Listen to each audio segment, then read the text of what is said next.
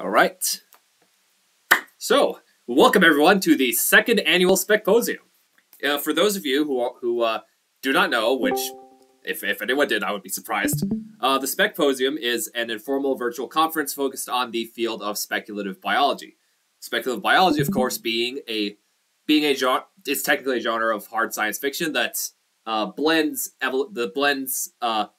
evolutionary ideas with the strong dose of creativity to imagine evolutionary scenarios that do not exist in the real world. Charlotte? We are your hosts today. So if you've got any questions, send them to either myself or to Henry. We have a few minutes before we start, so I think everybody's more or less familiar with how muting and unmuting works. So during talks, please keep yourself muted. And then after talks for questions, you can either unmute or you can put questions in the Specposium banter chat, and those questions will be read out loud to the speaker so that they know what you're asking. And there should be a little bit of time for questions after each talk throughout the day. If there's any technical difficulties, we have breaks to sort of soak up time. So if there's like 10 minutes of something going wrong, there'll be the schedule won't change too much overall. So yeah, we've 1 minute to go before our first talk, which it will be on the Association for Creators of Speculative Creatures, or the ACSC. So I'll just check that all the talkers are in the chat and ready for that. Yep. Do we have anything else to add? No, I think we're ready to start. All right. Yeah, just I was ready, trying to screen sharing.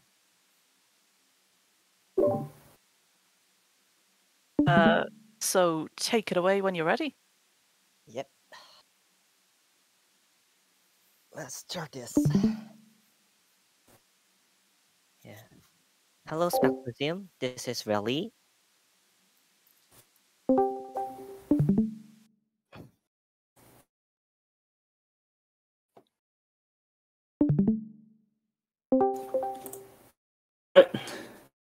Specposium, this is MNMZ, also known as Obama Gang here. I'll be joining Rell in this presentation. And this is Raho, also joining in this presentation. Thanks to the warm reception of my last Specposium entry, I have decided to enter this Specposium with the same topic, albeit picking up where I left last time.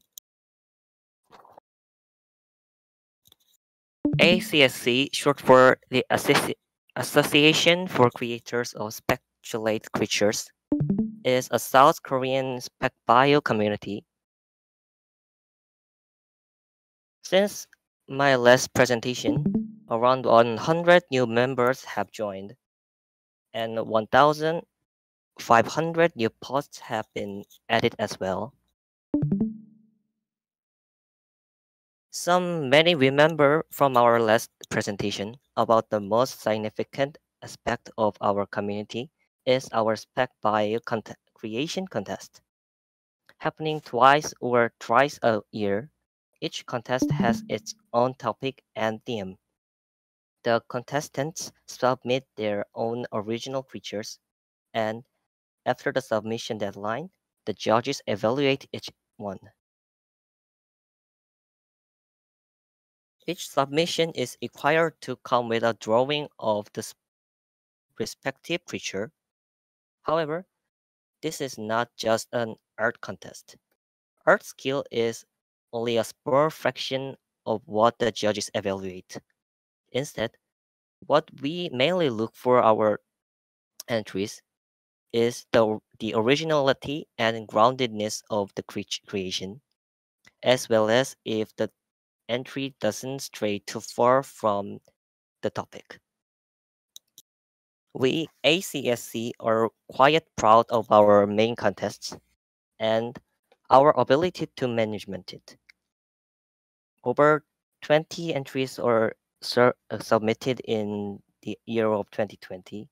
We already introduced a lot of our previous contests last time, so we'll skip on a lot of details.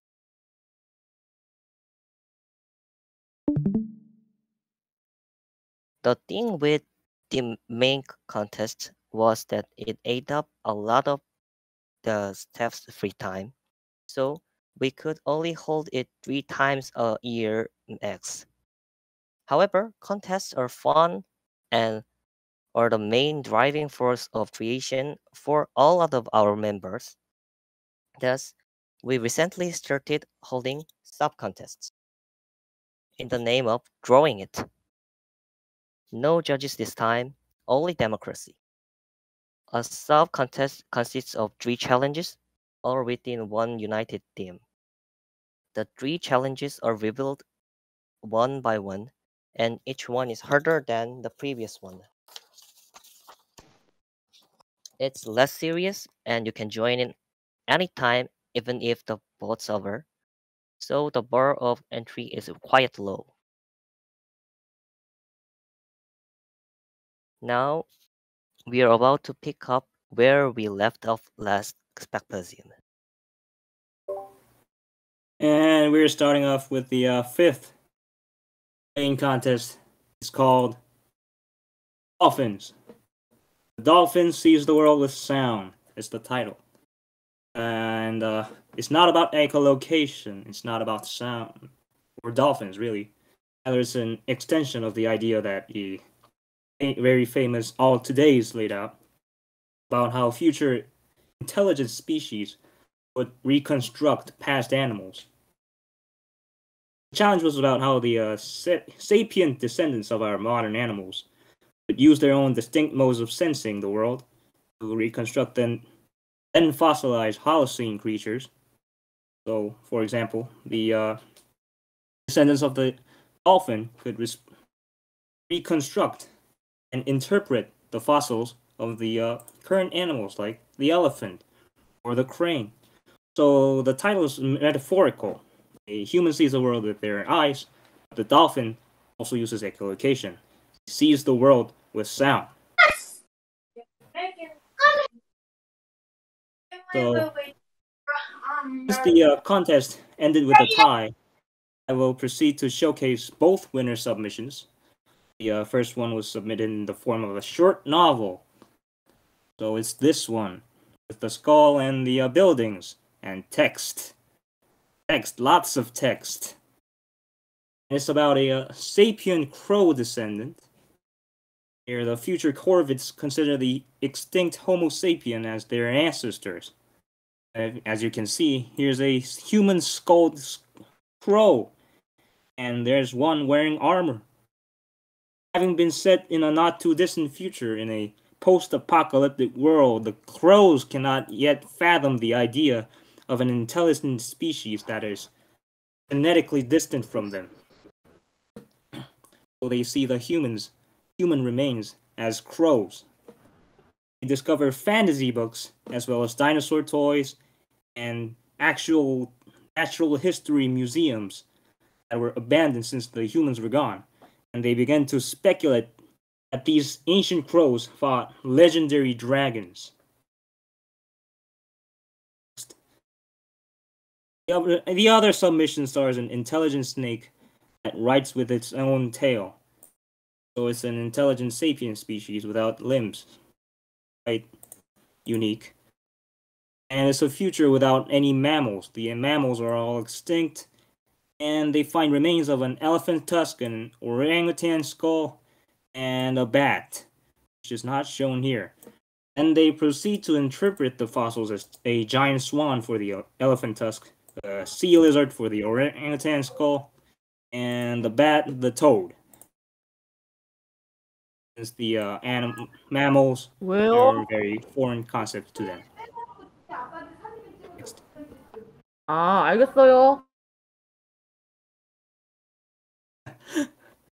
Our next 6th main contest was about creating an underwater ecosystem in Europa, one of Jupiter's many moons. A common topic, but there's still a lot of creative ideas flowing here. And you're creating an ecosystem that is independent of sunlight. So that's very alien from what we have here on Earth. It was kind of a challenge to a lot of the contestants here. Next. Our winner is a self-proclaimed not the best drawer, but that didn't matter a single bit for his winning because his ideas were very brilliant. As you see, here's a diagram in the far right, and it's about how these animals are chemotrophs. They live off of chemical energy because they don't have sunlight over there. And you can see ice worms and feather worms that are kind of similar to Earth creatures, but also quite distinct and unique on their own. Next. Our latest main contest was set in an alternate timeline, where in the Triassic-Jurassic extinction, the dinosaurs and the pterosaurs all got wiped out, as well as the Rauisuchians, the Dicynodons too. So I was a judge in this one, and I had a lot of fun evaluating all the submissions. The winner this time was a team of 3, and one of the members was Yotaku, who is probably with us right now, and the other 2 members were actually the winners of the 5th contest. So it was kind of a super group. They were the expendables of ACSC, I guess. And the submissions contained an original WWD kind of story. So it was kind of like a novel, kind of like in novel form, but in a documentary-esque narration style. And with these drawings, the contestants were able to create their own storyline. That was a big plus, because it was a lot of fun to read. Now let's move on from the main contest to the sub-contests. Okay, this is my part, and this is the first sub-contest where the objective was to create a given animal within the rules of 3 individual evolutionary scenarios. So participants were given the overall environment and other animals living in those environments, and the role of the creature they had to make. So it was an exciting premise, but there was one major problem, which is there was only one entry, so we thought this contest would end in a failure. But in the second sub-contest, it was a big success. So it was titled Welcome to Laborotopia. So the challenge was to make a 6-limbed vertebrate evolved from the placoderm descendant named Hexapodicthes. So this Hexapodicthes, along with some other critters of choice, would get planted in a lab planet where it could evolve freely, and the environments were also given in each 3 chapters of this sub-contest. So in these chapters, we would introduce more environmental hurdles as we go, so such as low gravity, and in the middle, we see one entry where a hexapod vertebrate, which evolved hearing organ from parietal eye and respiratory organ from its ears. So entrants were not required to attend all 3 challenges, but one of our members did so regardless. This is his entries. This resulted in a legit, interesting, and well fleshed out spec project that was quite fun to follow. The next sub-contest was inspired by Godzilla movie, King of the Monsters. The objective of this challenge was to make a realistic kaiju, regardless of what they evolved from and where they evolved in, which meant seed worlds, alien planets, and alternate timelines were all an option.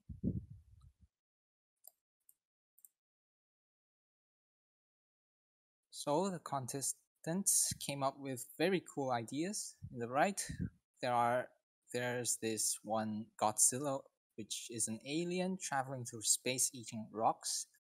And there was one that attempted to create an avian Rodan, right there. Then there was this one where the creator actually utilized his Laboratopia setting and created a hexapod Ghidorah with its 3 heads, which isn't really a head, but highly derived sensory organs. So this was the same person that I mentioned in the Laboratopia part. So if you're interested, you might want to check it out in our site. So the most recent mini contest was titled The Compass of Evolution. This challenge was evolving a given imaginary animal. We give the certain traits of this animal. So here the creator acts as a compass guiding the creature's path of evolution. So the first challenge was creating an apex predator from a small arboreal creature like this. The second was creating a herbivore from a hyperpredator. And the final challenge was creating a flying animal from a generalist amphibian like in the above. So while not as hot as the last 2 contests, it was still flowing with creativity. As the manager of the community, I don't get much chance to actively participate in the creative process, since I mainly judge others' works and maintain displays. It's kind of a shame, since I enjoy creating a lot, but it doesn't mean that me and the staff members don't create at all. Far from it. Since I'm not a skilled drawer, I usually cooperate with an artist friend whenever I create. Here are some that he and I worked on: the Godzilla, Ghidorah, and Dorpins. For example, contents. And here are some example creation made by another staff members. They serve as guides to entrants, showing how creative processes are done when it comes to spec bio. And here's some from our vice manager, submissions for the 5th main contest.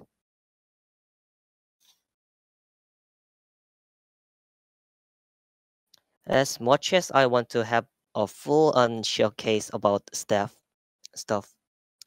that I worked on, that would probably eat up an additional hour, and nobody wants that. Since the reception was so good last time, we decided to do an exclusive reveal of the title of our next main contest, never revealed before. Only on Specposium we introduce the Cryptid Hunters. We hope Cryptid Hunters goes well, so we could have a lot of cool projects to show you on next Specposium. And this is all we have for today. Thank you for listening.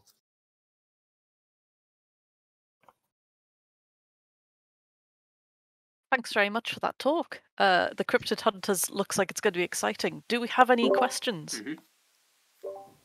I have a question. Go for it. So do you guys have any like social medias? And you mentioned a website, if you have a link to that. Of course, I'll link to it. I'll put it on the Specposium Banter channel. Thank you. Yeah, fantastic. There's a lot of people I think would very much like to see this amazing artwork. Mm-hmm. Yeah, there's a lot you want to check out. For example, there's a Snaead styled King Ghidorah. So that's one of the things you might be interested in. There's also like a Wayne Barlow styled Godzilla creation too. Ooh. I found that stuff interesting.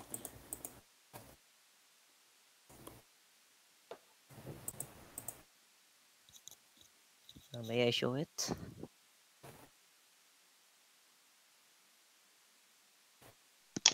Yeah, this is the report for our contest, to showing our members to which project was the best for this contest.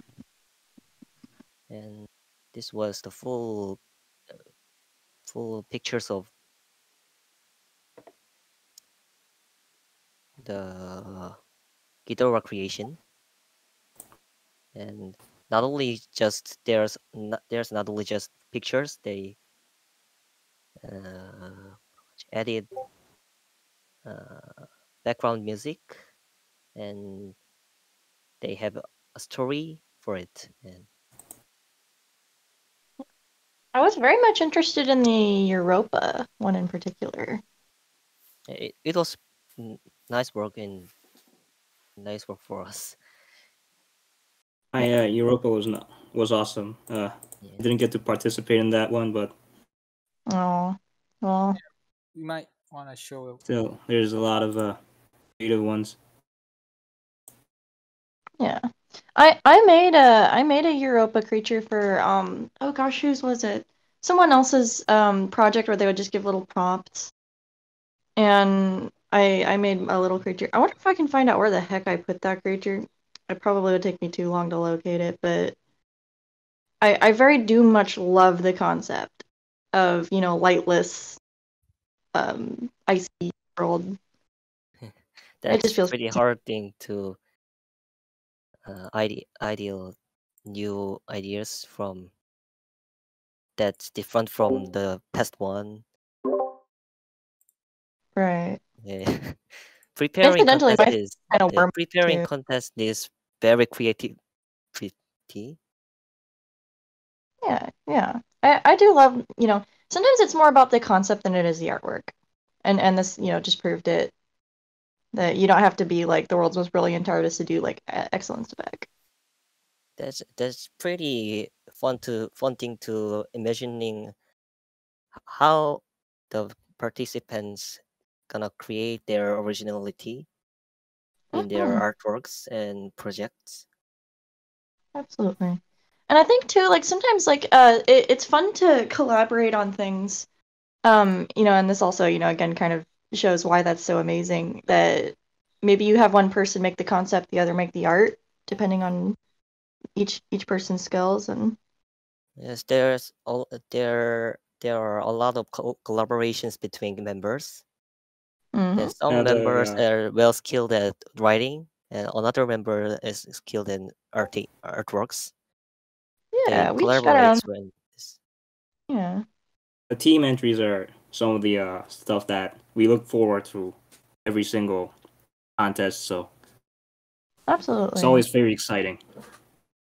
in this concept, the one person is focused on only on writing, and another person focused on only on artworks, and another person only focused on their groundedness.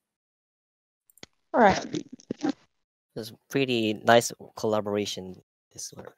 Very much so, yeah. Like typically speaking, if I do a spec project, I don't like doing them alone. I'd rather have someone to work with, so that you can kind of play off each other and world build together. It's just better than doing it on your own, I think. IMO.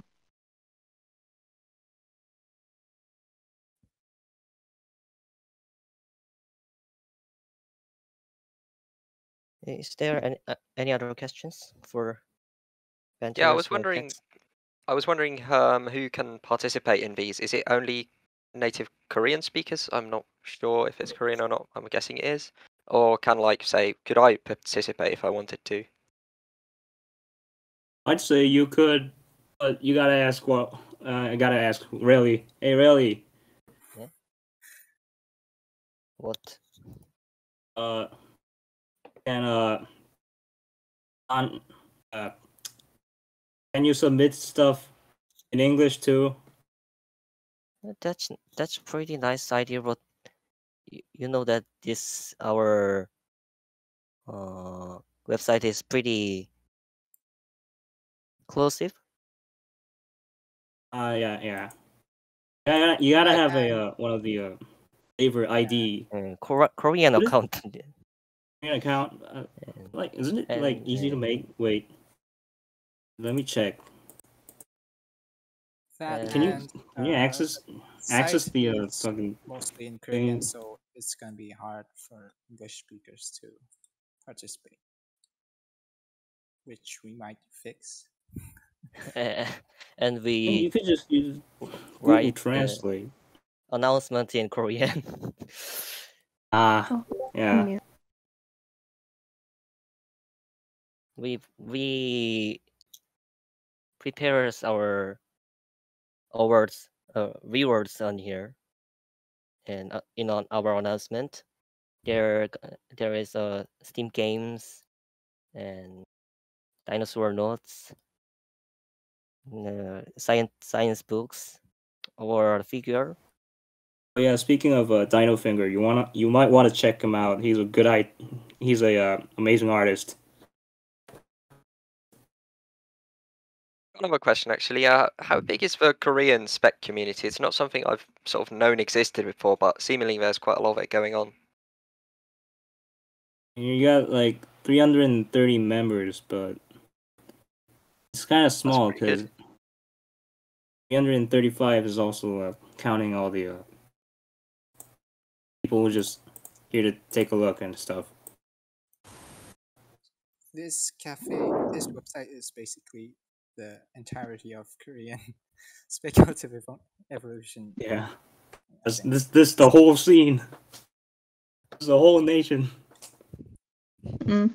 People from everywhere. You know, over here it's a small country and small community. Yeah, it's just I love being able to see all the beautiful, wonderful stuff that comes from around the planet. It's one of the reasons I love Discord as much as I do. Is being able to connect with people from everywhere and learn about. Thanks to you. Very much for it. That's a nice place and nice. Yeah, I'd love to visit sometime. South Korea sounds fun.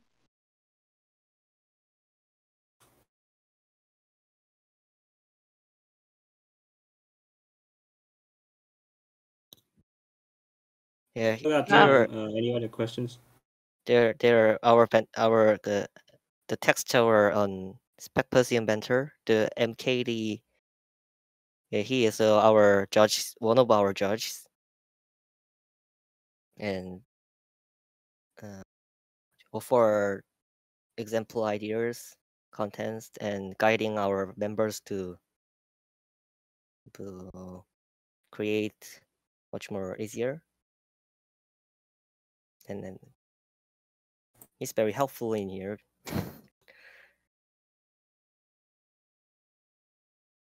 Very glad that we have him here on ACSC. He's he's a kind of a genius.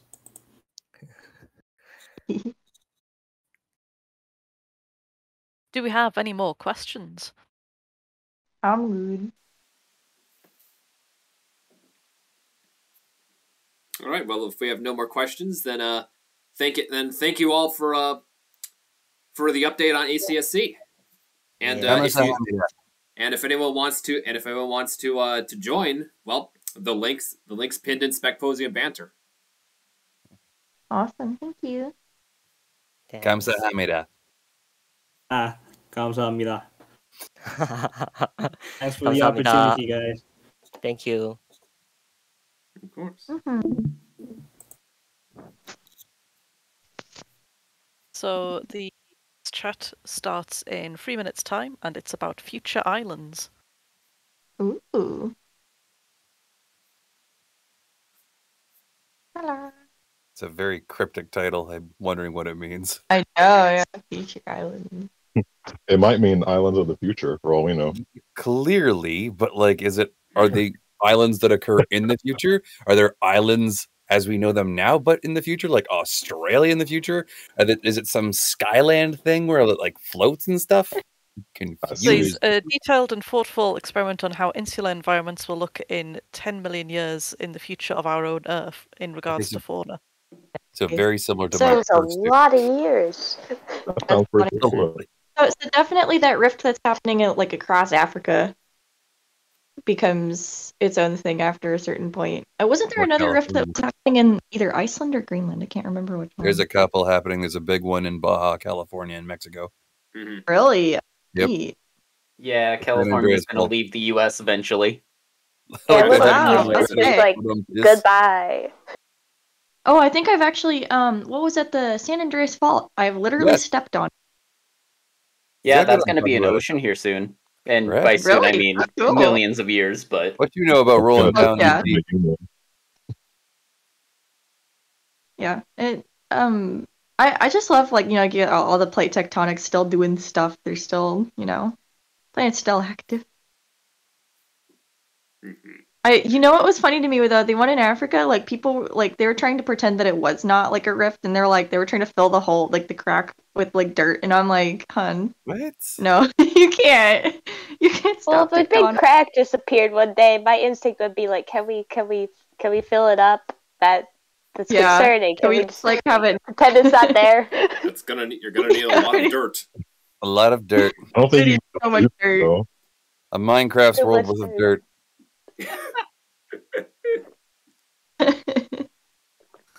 Oh, just a quick note in the minute before the next presentation. If you have been force muted, just because sometimes some people aren't muted during chats, if you've been force muted and you want to be unmuted again, just give me a shout in Specposium banter.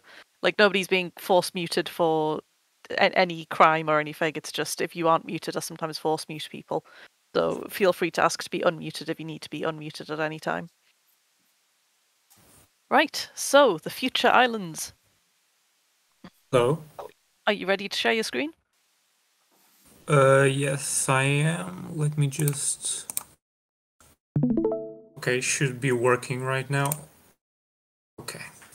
So, my presentation for this today's Specposium is gonna be about a very pretty self-explanatory thing, future islands. It's a project as described as project that encompasses the islands of Earth 10 million years in the future, and it's gonna be exploring both islands that exist today that are still going to be existing in the future, and also new islands that form eventually in the next 10 million years. So what is future islands? Well, future islands may sound like the name of a random band or something. You wouldn't be wrong. But this is, as I explained, a work in progress that features a lot of fauna from many islands and how I interpret how it could go realistically. It's very grounded in reality, so you don't expect anything too outlandish. Many of the fauna here is based on real trends in biogeography, in island biogeography. And you'll see a lot of things that are going to repeat themselves, like flightless birds, reptiles, and all that. But it's going to be diverse in its own way.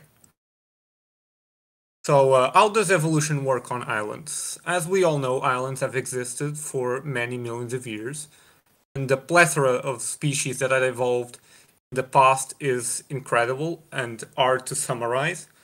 We have had giant birds with no wings, different lineages of mammals, and also very devilish things out there. And even today, the wackiest stuff exists, as described here very briefly. And to summarize a little bit on the rules on how to evolve in an island, there aren't really any very strict rules, but in general, the trends are either turn yourself very small, as it's expectable. Islands are very reduced places in terms of area, so an animal that is small is gonna manage its resources more easily. But there are situations where animals in islands grow bigger, especially given when there is no predatory pressures. These animals find themselves in a pretty good situation to become bigger and evolve accordingly, because there's just more opportunities to not get eaten. Become dumb, that's an arbitrary thing. Of course, we know there are animals that live in islands that are very intelligent, like the Kea parrot in New Zealand, or the New Caledonian crow. And but there are many instances where animals just become dumber in the sense of reducing their brain size because there aren't the stimuli of predatory pressures and environmental changes. Everything just stays very still, so animals tend to just stay a little bit more doofy. No need to have lots of kids. That's also something that isn't true in every single case, but in many cases animals don't have the need to reproduce very fast and with many numbers, so it's a little bit more loose in that sense. Of course, once you get into an island, there is nothing else to compete with in whatever guild you're filling, so you can just dominate that place. What you can't do is turn too big, because you can't have like King Kong stuff running around. Islands have their restrictions in that sense. You can still get very big things, but only when compared in a determined context. For example, you can have a big rat, but not like a car-sized rat, most likely. As I mentioned before, there are situations where intelligence can occur, but probably it will be only very reduced cases. And you won't have the most revolutionary things out there. Most animals that do evolve in islands are either repetitions of something that happened in other islands, or when there's something unique, they're usually experimentations in evolution rather than things that are going to change the evolutionary course of history forever. There are situations where that does occur, but most of the times islands are just those little small spec projects on themselves, and yeah, they're basically mini laboratories of evolution. That's what makes them most interesting. Now, into the future. Here's a makeshift map of Earth that I made from 10 million years into the future, and highlighted in red are all the islands that I'm going to talk about very briefly, and just show a little bit of the fauna that I've developed for this future Earth. And I've divided the insular categories into 4 different groups. One is the remakes. The remakes are basically islands that already exist today, but the faunal composition is now very largely composed of animals that we humans have introduced there. So you're going to see a lot of big cats, goats, pigs, rats, and all of that.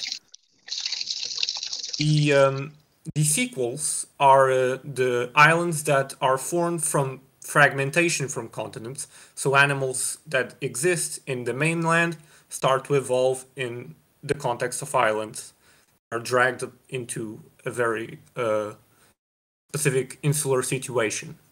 The reboots are islands or groups of islands that exist today, but have now been rebooted in a sense. Glaciation destroys everything that there exists, so new animals come there and recolonize it, or that island archipelago or something sinks down under the ocean because of sea level changes, and then they rise again and new animals conquer these lands. The originals are islands that are completely new. They have no modern analog and will exist in the future. Many of them have a background in real science, others are a little bit inventive, because, you know, islands can actually form without much knowledge. You never know when a new island can form anywhere in the globe. So we're gonna start with the remakes. So what you can expect, you're gonna expect a lot of animals that have been manually introduced by humans, and in the future they're gonna evolve in their own ways. Starting with Cuba. Cuba is a peculiar island. We're gonna see a lot of animals that have been introduced, of course. For example, the mongoose and the cats are now the dominant terrestrial predators of this island. But you also see native animals occupying that role, including giant boas and the birds of prey. And other smaller animals already occupy some form of place in their ecosystem. We have Utias, which is descended from the sole surviving species of Utia. Now there's only one species of this group of rodents that is in the least concerned by the IUCN. So it was only logical that this one would be the only one to radiate into the future. This one has porcupine-like spikes to protect itself from predators. There are other small animals here and there. The Cuban turkey is not actually a turkey. It's actually a descendant of the Guinea fowl that have been introduced into this island and become the native fowl of this part of the globe. The relictual sister of Cuba is Hispaniola. Hispaniola does not have Utias. It does have Selenodonts, which is their own unique group of Caribbean mammals that are one of the few, if not the only, mammals of this island that are actually native and not introduced by humans. Instead, Selenodonts here occupy roles, insectivorous roles, largely. You also have all the other mammals that have been introduced that occupy other roles. Rats, of course, become very diverse, as most rodents are. And you also have ungulates, like goats and pigs, that evolve in their own ways. The dome-headed cabrito is called that way because of two large dome-like horns that it has on the top, sort of like a pachycephalosaur-esque type of animal. The top predators here in this island are, again, cats. But there are other animals that diversify here, as because this is the Caribbean, we're going to see a lot of unique bat species, as we do today, and we also see hummingbird species, many diverse ones, as would also be expectable. Then we move to Madagascar, the large, pretty much a microcontinent that lies east to Africa. Madagascar has obviously a very long story. It had all sorts of amazing creatures, but unfortunately, most of them are endangered and they're scheduled to go extinct, probably. So the big mammalian composition of this island is largely composed of introduced animals. Cats and civets overcome the Oplurids, the native carnivorous group of Madagascar, and they become themselves the apex predators of this island. And the main herbivores also, of course, are introduced ungulates. For example, you have this rhinoceros hog, that is the one of the many species of animals adapted to feed on the grasses that exist in the Madagascan plains. There are also native animals as well in this island that have survived, such as the mouse lemurs, the only lemurs that have evolved after 10 million years. And we also have the termite tenrec, a tenrec that has adapted to become a termite-eating animal, sort of like a small anteater or pangolin. And we also have the coaruns, which are big, slightly roadrunner-like cuculiforms from Madagascar, descended from koas, which are native birds from this island. They also kind of replace the mezites, which are also other birds native from Madagascar that have eventually gone extinct. Now we move to Zealandia. We're gonna talk about New Zealand. New Caledonia comes next. New Zealand is a colder place than the other 3 islands that we talked about, and here we see a big variety of ungulates that are adapted to that colder climate. For example, goats adapted to mountains, deer adapted to boreal forests, and pigs adapted to the more woodlands, the deciduous woodlands. But you have a big variety of hoofed animals that occupy very strict herbivorous roles. And the big predators here are cats again. Cats are pretty consistently the big predators here. We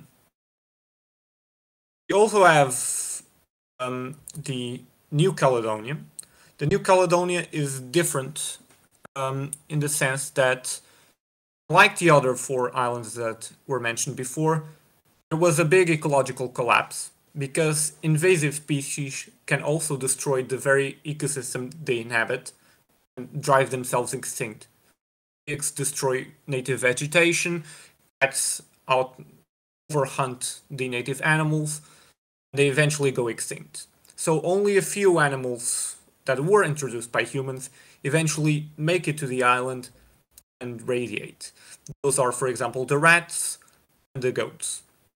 So basically, with no native predators in this island, the apex predators are birds of prey, like the giant Caledonian harrier. And because there are no other native predators, other animals start to colonize this island and make it their own place. You have the Caledonian quail, which is a flightless pigeon that has evolved in New Caledonia. Even with the presence of rats and goats, these animals proliferate in the same way they would in another island.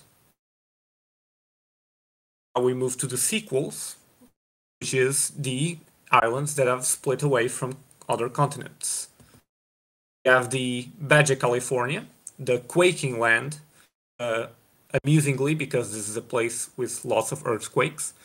And we have a lot of descendants of existing animals that live in main North America and surrounding areas that have become either large or smaller creatures. For example, the dwarf island Cape is a small capybara that has reduced its size due to this place.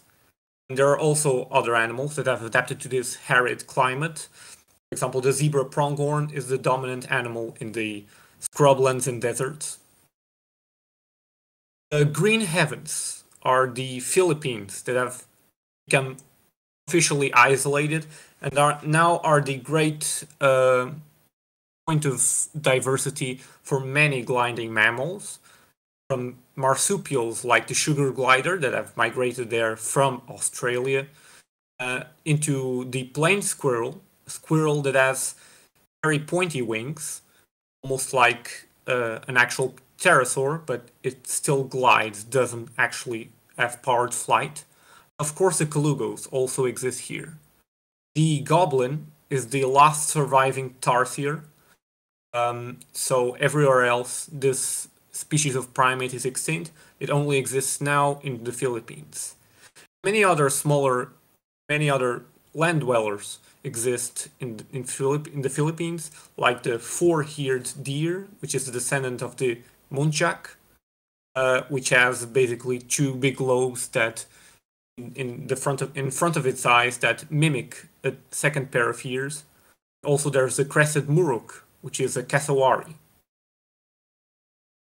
And we also have the untouched meadows of the new highland Ora, a piece of land that has stripped away from Europe because of changing sea levels. Now animals that are usually megafaunal in Europe have shrunk in size a little bit, like future camels and hyenas that have recolonized Europe, and also the helicopter deer because it has long antlers that look like an helicopter, I guess.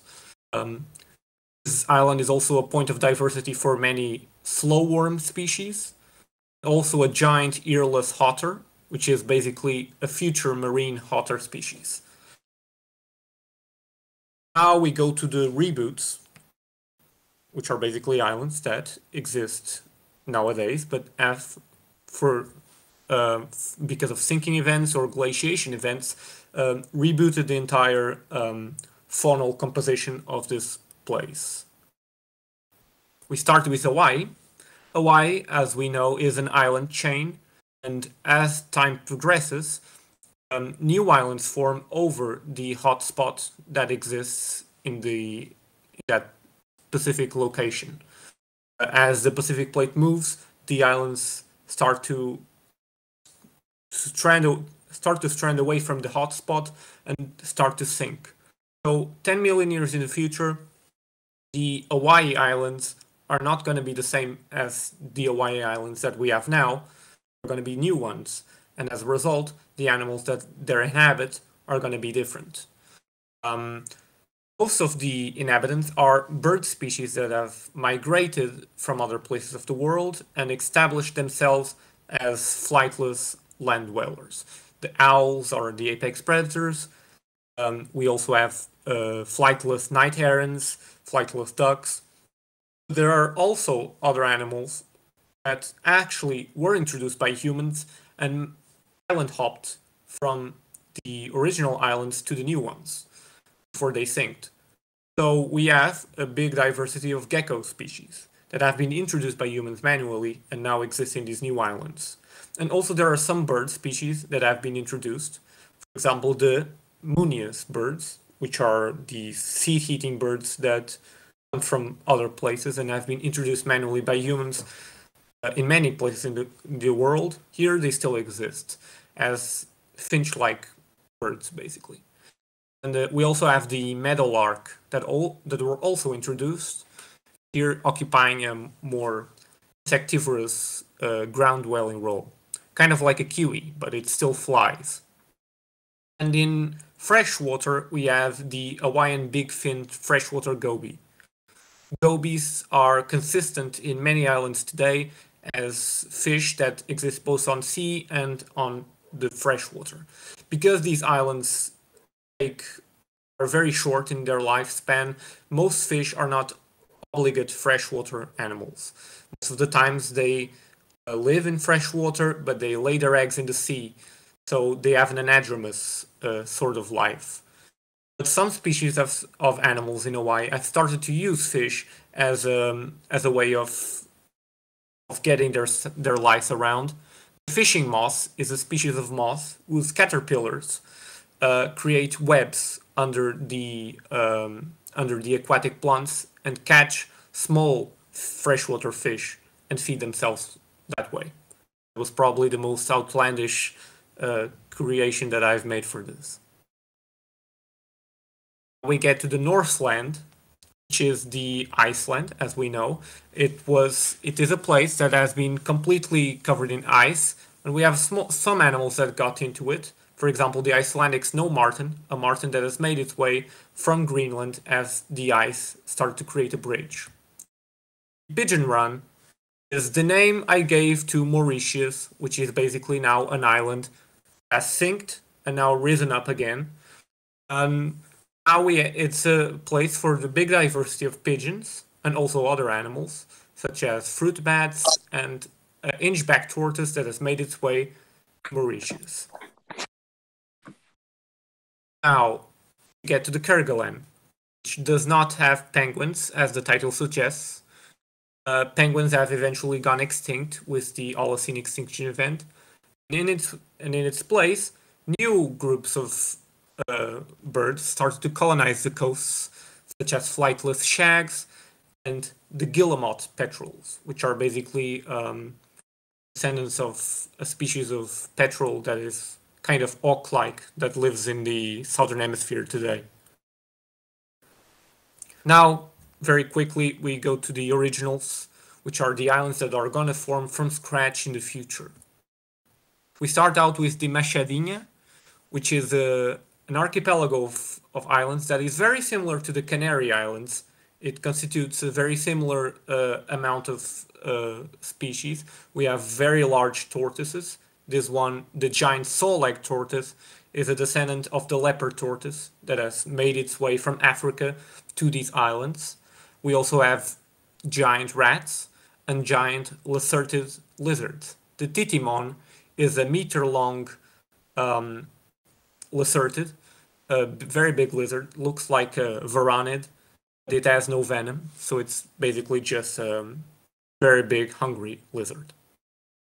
And we have the Água de Jaca, which is a archipelago that is formed east to South America, and it harbors a very big diversity of thrushes, which, just like in the Galapagos Islands, these birds have started to change the shape of their bill to accommodate new diets. Some are insectivores, some are seed eaters, some are omnivores, and some are carnivores. But there are also other animals like the crab. It's literally called just the crab. So get yourselves accustomed to that. Very quickly, there's also the Natal Island. The island that rises from the Walters Shoal, which is basically a very big underwater basin south to Madagascar that actually exists. And as the sea levels lower, it's gonna expose an island that's gonna literally probably gonna be colonized by many animals, probably from either Madagascar or Africa. Here we have an island that is a little bit more arid or desert-like. It still has vegetation, of course, and many animals have adapted to it. We have a burrowing serotine, which is a burrowing bat that hides in burrows in the desert at day, only to come out and fly at night to hunt insects. There are also other animals, for example, the stalking harrier hawk, which is a terrestrial, almost secretary bird-like animal that hunts insects and other small birds, flightless or not, in the middle of the desert.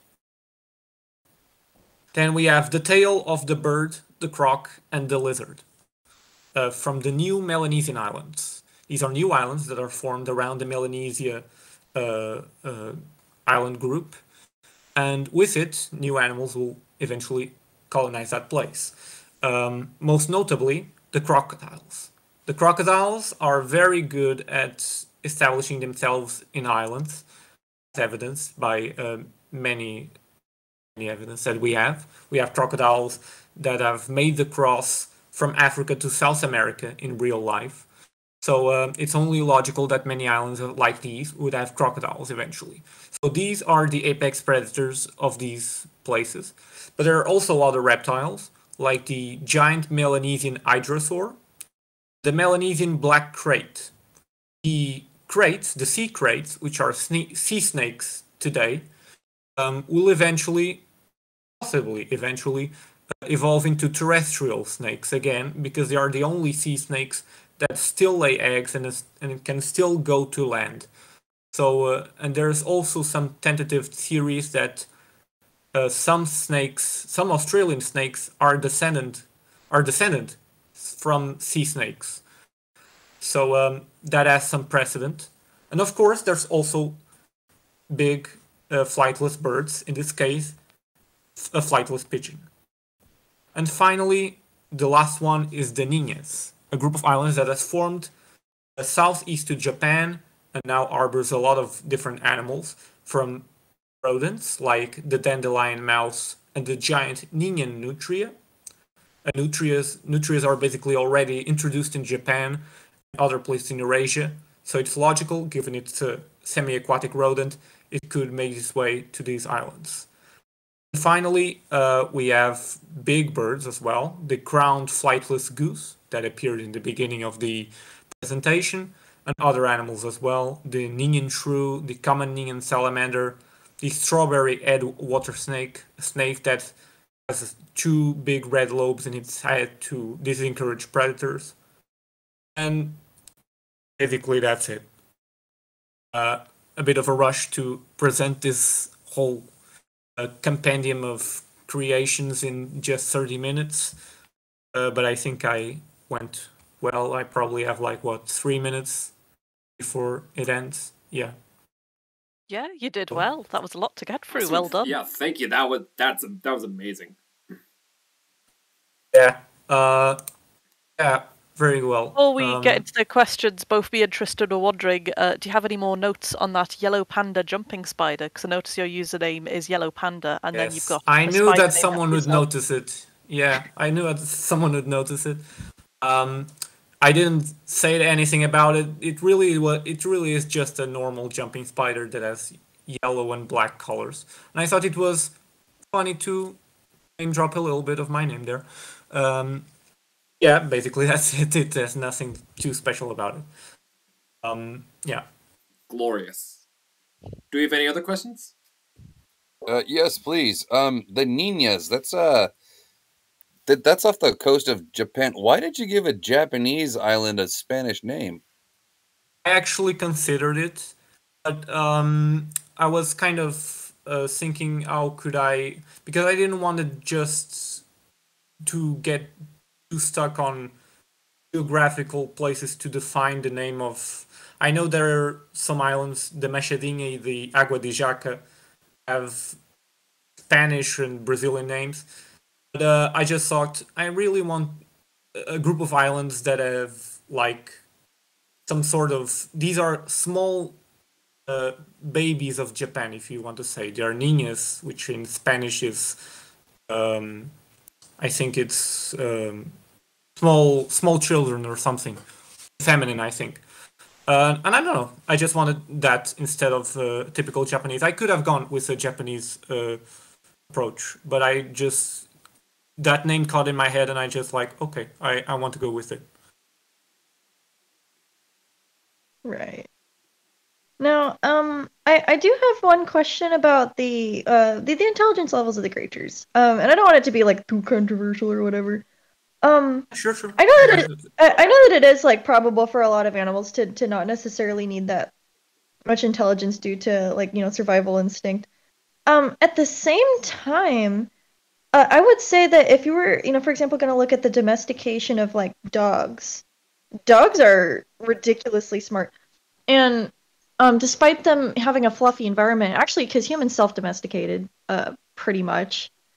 And despite that, we're also, kind of struck our own ego, pretty smart. That I think that the impression of like early people who came to these islands, you have the dodo that would walk up and say hi, and they're like, haha, let's kill them. Misunderstood their intelligence. I don't think that dodos were. Yeah. Dodos were smart. Yeah, there is precedent for animals actually reducing their brain size. I think there was a mammal from the Cretaceous Romania that had actually a smaller brain. Right, but it's all about the wrinkles in the right? I comprehend that it's more a case by case, and I knew there was going to be some controversies. Oh, there's actually this animal that's actually more intelligent and lives in an island. But, there is precedent, but it's a case by case. So yeah. Yeah, I guess it's just like I think the smaller brain size might be more due to the fact that it's a small environment with smaller creatures, and it's really more about the wrinkliness in your brain. Hence, koalas being the most smooth-brainedest of animals. To be fair, it's not an area that I'm very informed about. Brain and intelligence is something that is very subjective, even for what we know right now. So anyway. And to quickly interject, it's only mammals that do the wrinkly brain thing. So koala is very smooth-brained for a mammal, but birds have smooth brains. So to be very short, actually, I have two intelligence birds in one of these islands that I have not mentioned. There's a jay blackbird in Cuba and a crow in Hispaniola. So that's a little bit not that it can happen a little bit. Yeah. Oh yeah, of course. It's still I think it's kind of like a question of like how this creature needs intelligence. It might still have a challenging environment even if it's not got like predators per se. And I think it's absolutely reasonable to say that an island animal doesn't necessarily need to be that smart to inhabit its island if it's not got a lot of threats around. But yeah. I guess the challenge level of the environment is always threats. But that doesn't always have to apply to islands in the end, right? There are many places that offer a situation where animals just don't need to develop very complex brains or very complex behaviors. I didn't want Right. to say the giant panda. I don't know if he's actually intelligent or not. He lives in a place or a situation where he doesn't really need to be too smart. So I don't know. Yeah, that makes sense. I think it's still so very subjective, like you said. We've now technically started the break, but I know I've got one more question. So if anybody's got last minute questions, I think we could go into the break a bit, just for. Yes. I have one last, if I can end it with a question. Go. So I'm curious, do you have an idea for like the end goal of the project? Like, what do you want it to be when it's all said and done? That's a very bleak question to make, because most of my projects are more experimentations on themselves, and I kind of like put them in the shelf and see if I want to finish them. I finish them. I don't really find projects as a thing to finish necessarily. I just kind of like the progress of making them and just saving them and looking back and either construct over it or make a new one based on mistakes or improvements that I want to make over it. I don't really have an end goal for this, but there are many concepts in this pet project that I do want to incorporate into other projects that I take more seriously. So maybe I can continue this, but for now it's more or less how it is. Like, it's about the journey, right?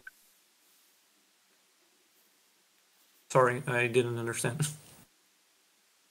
Oh, sorry. I said it's like about the journey, not the destination, kind of. Exactly. Yeah. Because if you really think too much about how your project is gonna end, I think you're gonna be frustrated that you're gonna be adding stuff over it, and then oh, it's never finished, and I'm frustrated because I never get to finish it. I don't have a conclusion, so I still just keep doing this. I feel that's the philosophy that I take. I do spec projects. I don't know if most of you agree, but it's more or less what I approach. Yeah. I've got a quick question.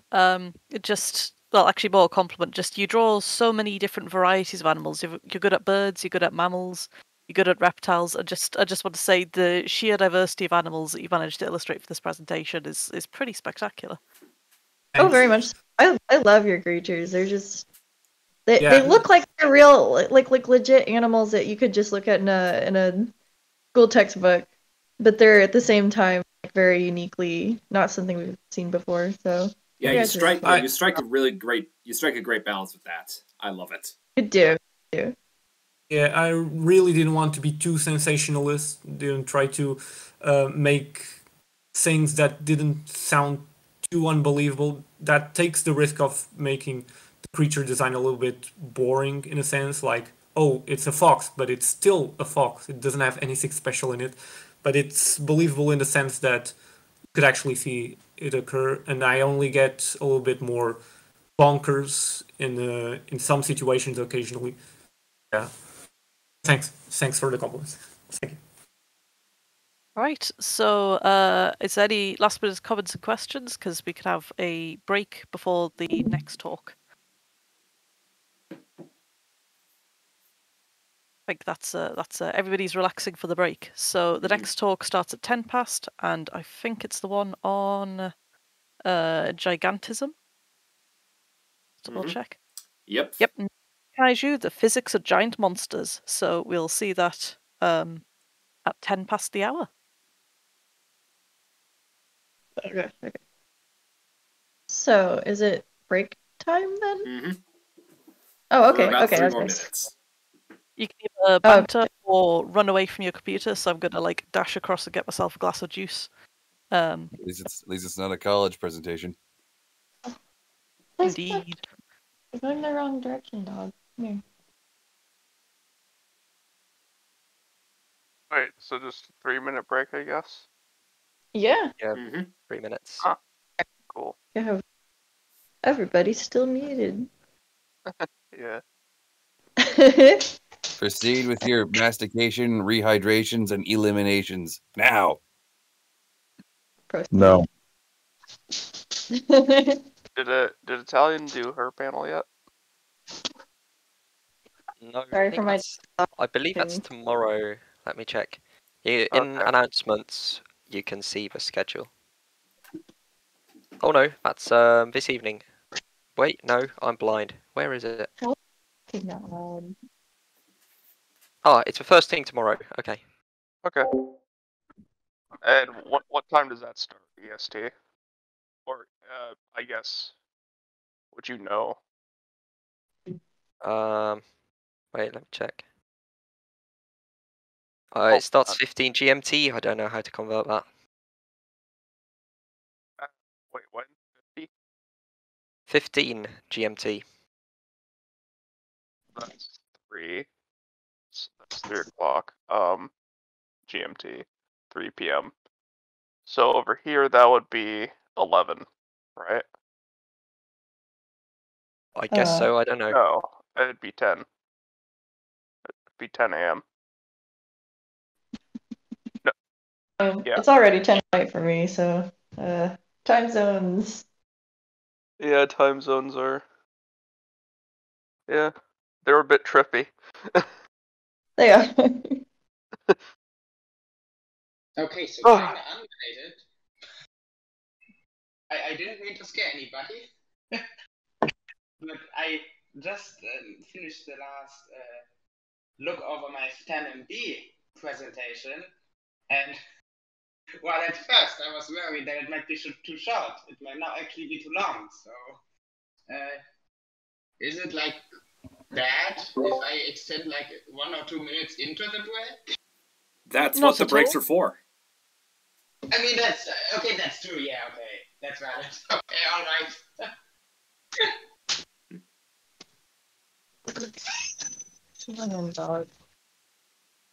All right, the question of the evening or morning. Yeah. Who is your Specposium worms? Who's what? The Specposium worms. For some reason, my mind is just not comprehending what you said. The Specposium worms? I think I made it as I made a joke in one of the channels. I forget which. It was an unofficial requirement that anybody presented this year has to include the Specposium worm in their presentation. Oh, okay, gotcha. Well, so far we're failing that. Quick, everyone, add the worms. Yeah, I'll go dig it out somewhere. I already got the worm. Yay. I put it in the project, but I forgot to draw it, and I'm too tired to draw right now. It's still very early in the morning here. I'm gonna upload the worm images to the chat. Hey, question. Yes. Hey, do dogs get cramps? Probably. Let me I don't see explain, why it okay? would be it. I had like the worst cramp yesterday, and it just went away this morning after I had my banana. And like, I got thinking when I saw my dog, I was like, "Do you get cramps? How do I know?" We'll ponder that question for a little bit because we're actually at 14:10 GMT, so that's the Yes, sir. around the end of the break. So if Alex Howe is in the room, and then we're gonna move on to not just Kaiju, the physics of giant monsters.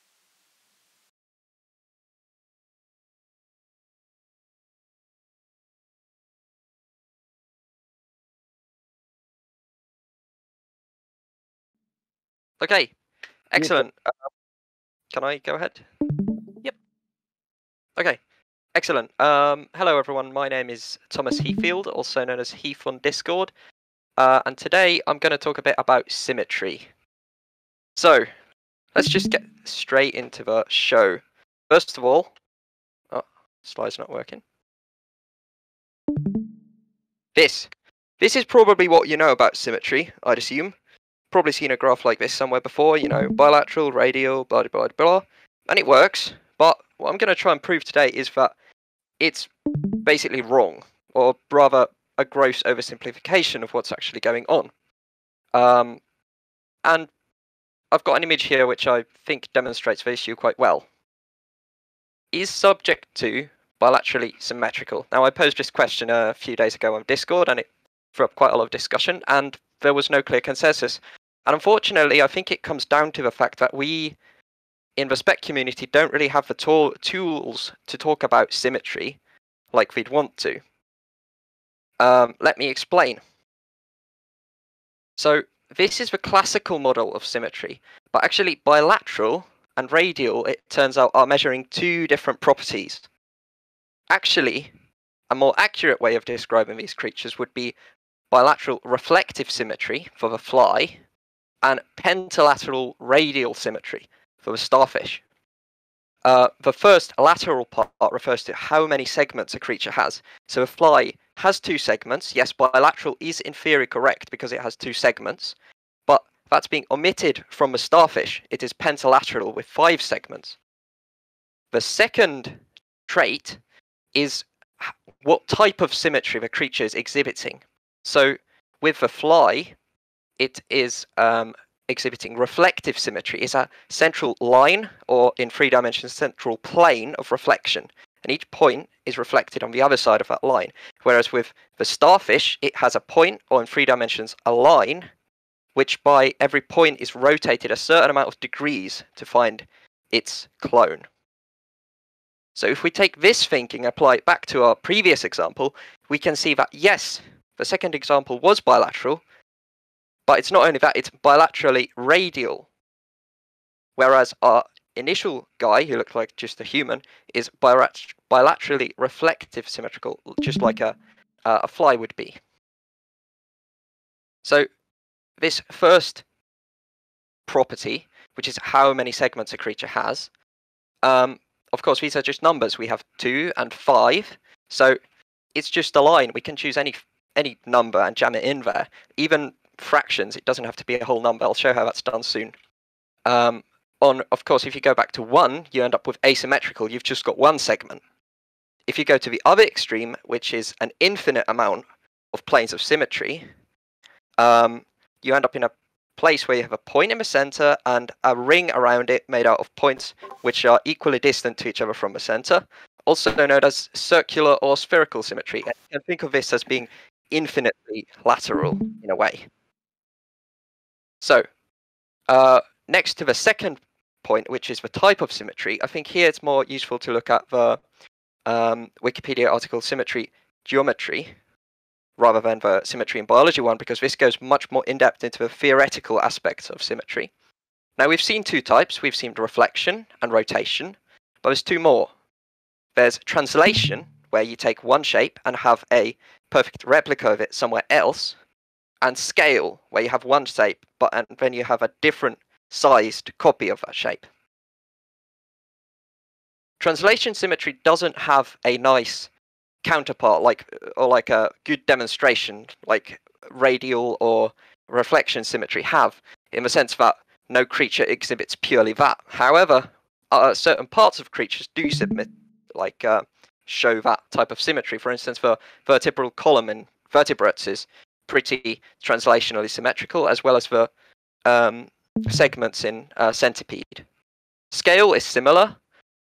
For examples of scale symmetry, I'd look at, for instance, the rings of wood, or for instance, the leaves of a fern, where if you zoom into the structure, you can see copies of it.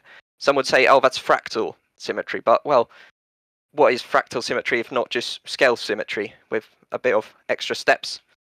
So now we go to this. This is a shell of ammonite. And the easy thing to do would be to say, oh, yes, it's a bilateral structure. But it's clear, I think, to most people that there's some other symmetry going on here. So what we need to do is combinations. Each segment of this is rotated, translated, and scaled differently than the previous one. This is also known more precisely as helical symmetry, when you combine these different types of symmetry.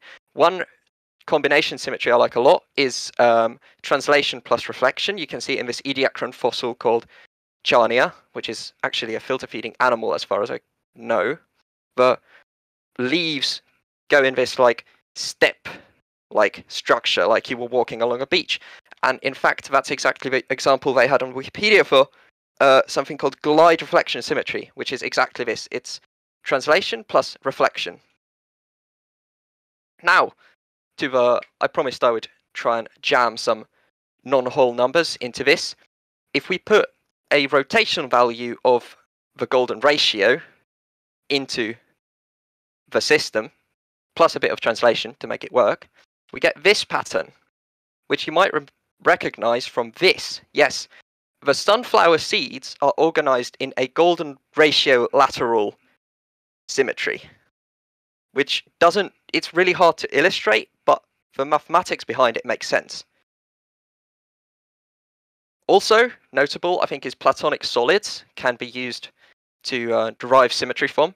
And we see this in a lot of structures on Earth. Some virus capsids are shaped like icosahedrons, and some sponge spicules essentially are like small bony structures that hold them together. Some of them are shaped like cubes and triangles, for instance. Sorry, tetrahedrons. A lot of this, as well as the name of my talk, I've derived from this study called Beyond Bilateral Symmetry, Geometric Morphometric Methods for Any Type of Symmetry.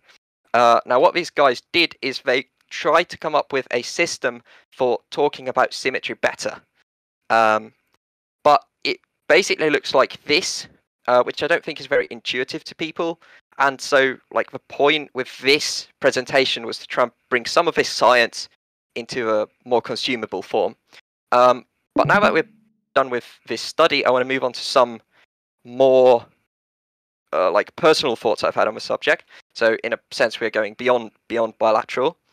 Starting here, this is a snail. Now, classically, we would just define it as asymmetrical. Obviously, there's no planes of symmetry. But what I think is a better way of looking at it is classifying it as two different types of symmetries being exhibited at the same time.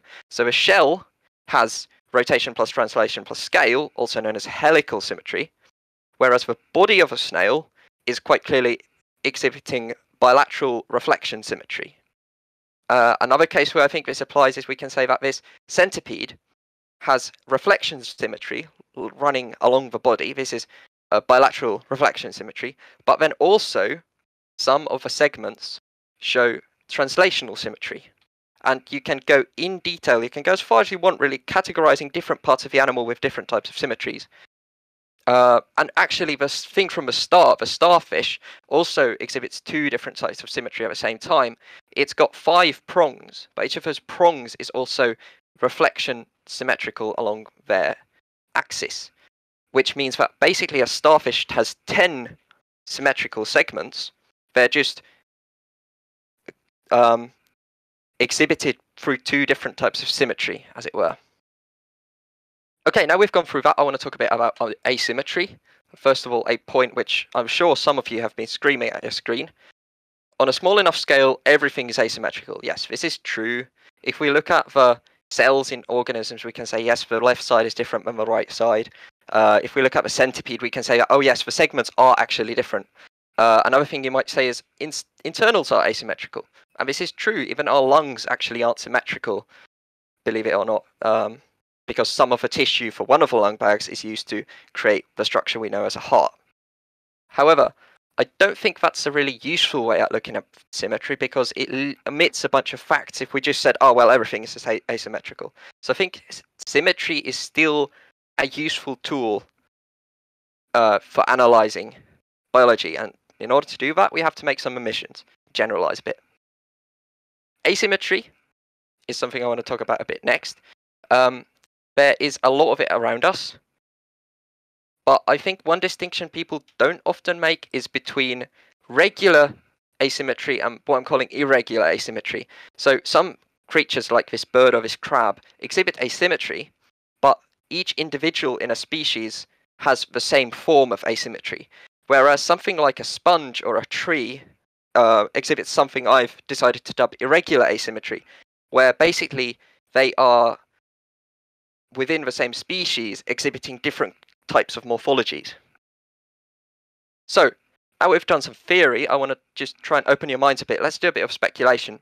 With the classic projects we all know, and frankly I love these projects, like I've got SNIAD here and Biberidian's Tira project and Expedition by Wayne Barlow. Often in these projects, they just sort of do bilateral symmetry as the basic. This is the default.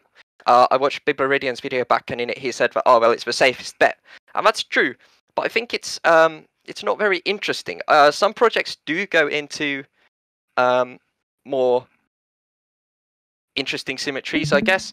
I've got here Christian Klein's Teeming Universe Fish, which so trilateral symmetry. But still they look quite sort of normal. It's easy for us to understand them and work with them. But I think it's interesting to try and go a bit beyond that. So normally when you talk about this, but here's like 3 common arguments you encounter when you're saying like, oh, let's not do bilateralism. First, it's not efficient.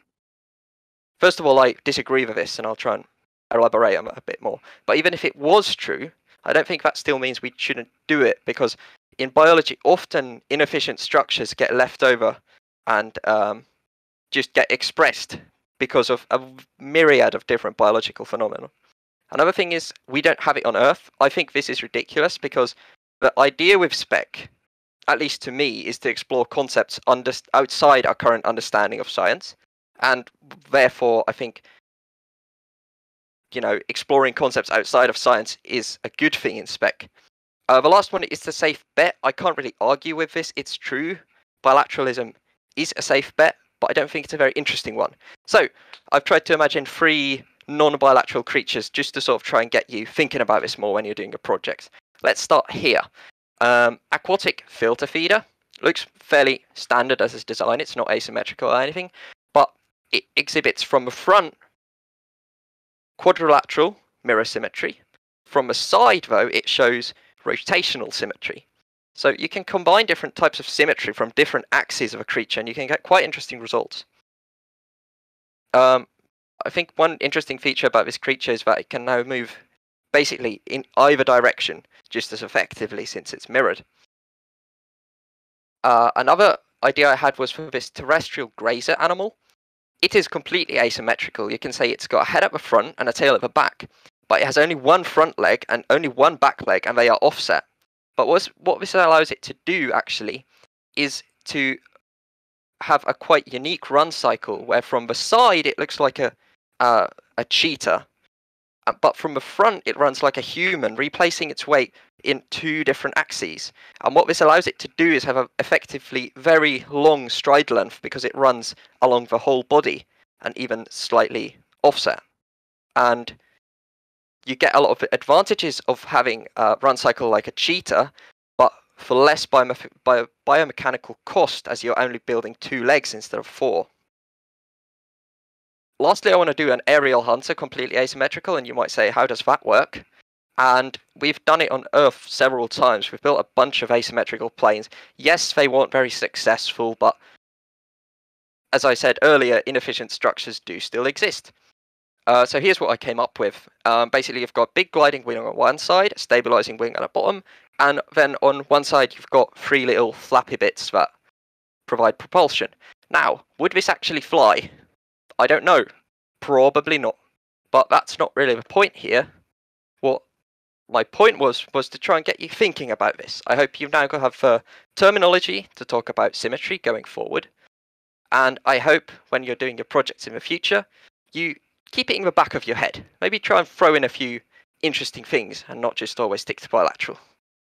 I've been Thomas Heathfield. You can find me on Instagram under @HeathPNGs. Thank you all for listening, and have a great one. Kiitos. Thanks very much. Do we have any questions? Is there such a thing as like multilateral reflective symmetry? Yes, I had an example of it. Let's go back to this slide. You will see that the creature from the front has quadrilateral reflection symmetry. This is actually observed on some earth animals. I didn't include it here. Microbial ones, that is. But you can see that the eye here is mirrored along this plane and along this plane. Makes a sort of cube. And you can do this with any amount of axes you want. Actually... Oh, that is reflective. That's not I noticed that's not it. I did notice that it's not what is it? Rotational. If it was rotational, you would have this prong. Oh, why can't it draw pen? Pen no work. Let's try. Yeah. So you would have this prong coming out this way and this prong coming out this way, and it would have your eyes here. So it would form a shape something like this. Actually, another multilateral reflection symmetry example could be right at the start when I showed you this. You can classify a starfish also as a pentalateral mirror symmetric creature, since every point between every axis is mirrored on the other side of each axis as well. I had never really thought before about the geometry of a creature, but similar to like say snowflake crystals or the golden ratio you brought up, it just really creates a whole brand new realm of like organisms in my mind.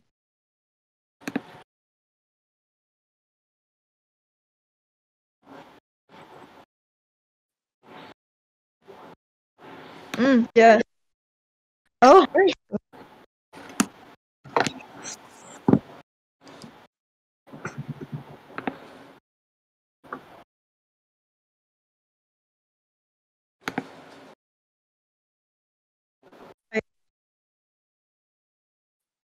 Yeah. If I understand correctly, plants in their tiny seedling stage are essentially asymmetrical.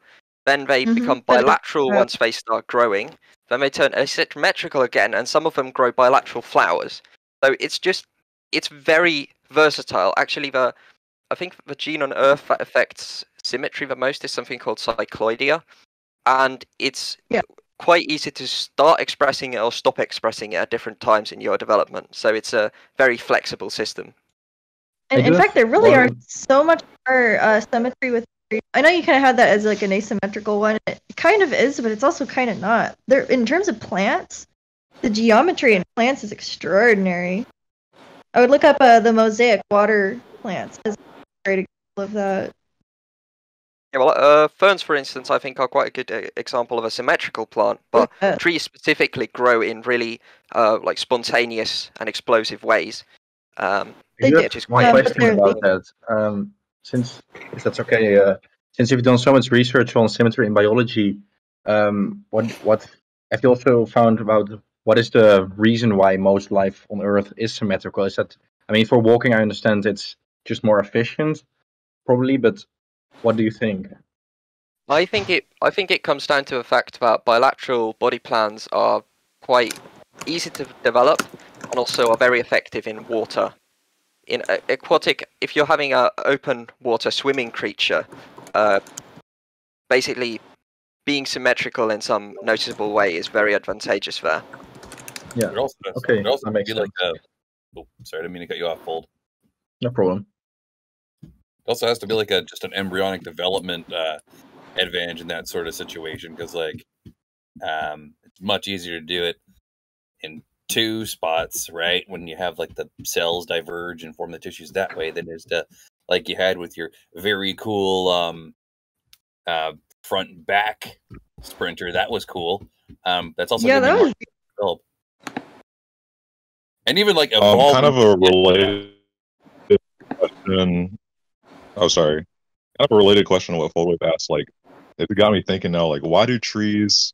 Because you had that as an example for things that possess irregular asymmetry. Like, why do they have that? Because it's like they can spread out upwards and outwards and still be like they can have some like symmetry.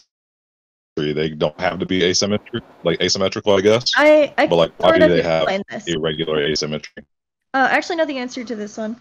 Sorry, I'm kind of dominating the thing here for a sec, but basically they grow their leaves in very particular organizations to try to get the maximum amount of sun possible. So it usually will be like upon one branch like a sort of back and forth. And you can see this like if you have like a mint plant, the way that the leaves grow upon the branches in a very particular organization. There's also a lot that goes into, what was the term? I don't remember what it was. Biovermiculation, which is a geometric pattern that is found oftentimes in all life. So, even trails that like creatures can make on the ground can become biovermiculations. If I was to summarize it, I'd do it this way. Oh, yes. Symmetry is a limitation, and because trees have no reason to stay bilateral, they don't have to. They can grow in what's the most efficient shape, and that is whatever, basically. That makes sense. That makes sense. It would be interesting, though, to see try and grow a tree in a completely neutral, non-affected environment and see if it would just grow in some extremely symmetrical shape as a result. I don't know. Technically, we have that. Huh. Technically, we have that because trees do feature symmetry when they're embryos. Yeah, right. that's true. It's like as they get older, they get more weird. Yeah, they don't give a fuck. They don't. Oh, sorry if I'm not allowed to swear. They don't care. They don't move. They don't care. All they know is respiration, photosynthesis, and seed. Boom, done. Delicious, delicious sunlight. Delicious speaking sunlight of- indeed. Speaking of Photosynthesis. I'm just gonna kind of ask if we can wrap up the. There's been a lot of good questions, but if we wrap up the questions soon, move on to the next presentation. Yeah, if you've got more right. questions, DM me. If you've got disagreements with my points, DM me either Discord or Instagram. I'm happy to answer any of them. Yeah. For sure. Excellent. I'm going to need Thanks, to copy your presentation. I'm going to use it. Okay, thanks. This was really helpful. Yeah, this was cool, Heath. All right, so I think me and Alex are going to be doing a bit of teamwork to present the Gigantism Kaiju presentation. So I'm going to share my screen, and hopefully that will work. And then Get hyped.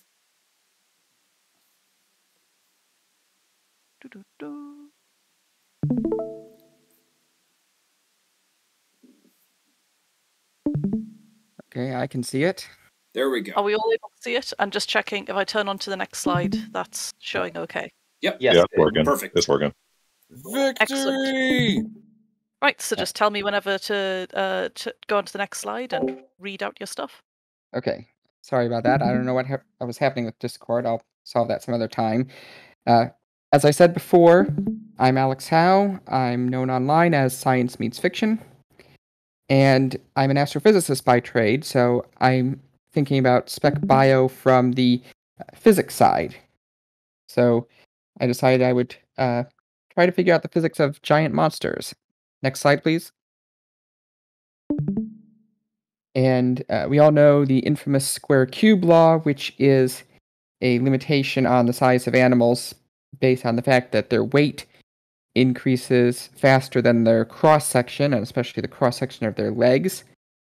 But I wanted to look deeper and get at the specific limits that physics places on enormous creatures to figure out how big they can get and what some alternatives might be to the traditional kaiju. Next slide.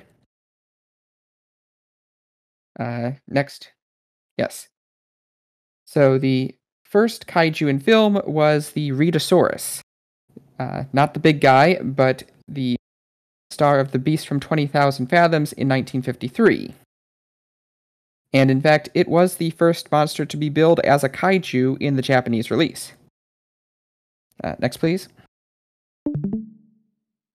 But as you probably know, the most famous kaiju was Godzilla, or Gojira, who made his debut 1 year later.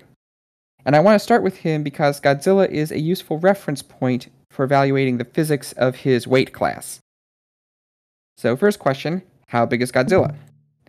Well, it's varied a lot. In the original Gojira in 1954, he was 50 meters tall and weighed 20,000 tons, which is actually way too much. He'd have to be made out of solid iron to be that heavy. Next, please. In Godzilla vs. King Ghidorah in 1991, he was 100 meters tall and weighed 60,000 tons, which is still too heavy.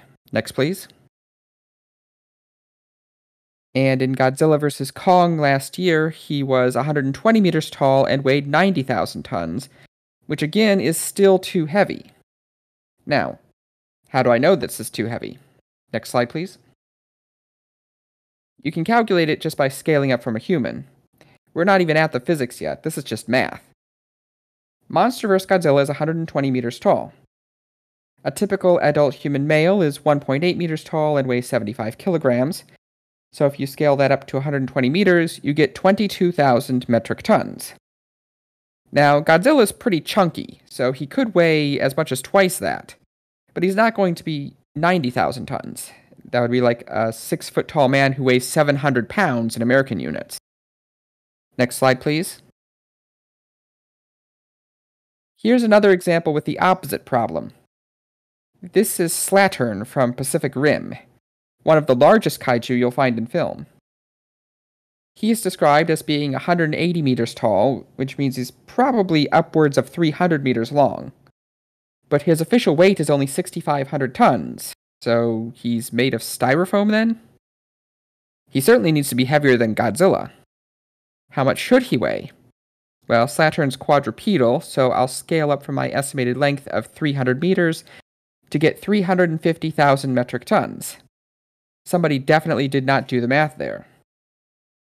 And if you think a human is not the right reference point to scale up from, since this is a quadrupedal beast, you could scale from an elephant or a whale or something similar. Next slide, please. But that's just to figure out the correct weights. The real question is how big plausible speculative beasts can get. And it's not really even about the square cube law so much, because the biggest limitation is probably on height. Next slide, please. Height is a problem because it relates to pressure. Typical pressures in animal bodies are only a fraction of an atmosphere. If you take the standard blood pressure for humans, 120 over 80, and convert it to atmospheres, it's 0.158 over 0.105.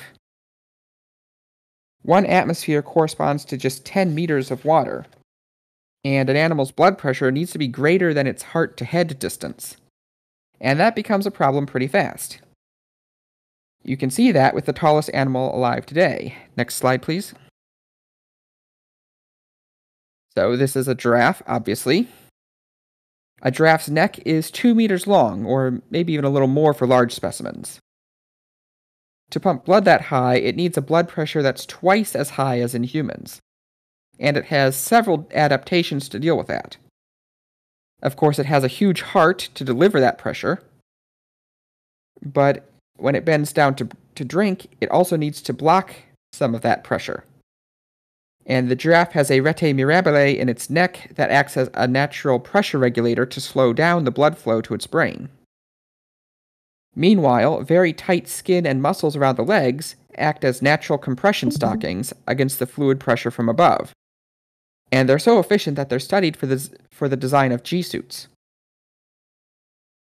So even an animal this tall presents challenges. But when we look at the fossil record, we can find animals that were much taller. Next slide, please. This is Giraffa titan. It was 12 meters tall, and about 8 meters of that was neck. Even if it didn't hold its neck fully upright, it had about 3 times the problems with blood flow that a giraffe has. And the related Sauroposeidon was thought to be even taller. Next slide. So how tall can you really go? Honestly, I'm surprised even this tall worked. And something the size of Godzilla would need to deal with 3 or 4 atmospheres of pressure.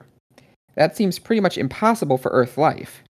But in Specbio, you might be able to find ways around it. Extra hearts maybe.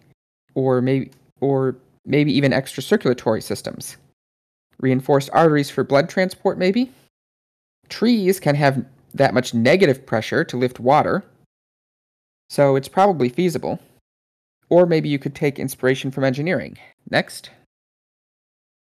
Here's a structure that's designed to move water up and down by 26 meters. And it could go higher if it needed to. So there are options. but it's still a pretty major difficulty.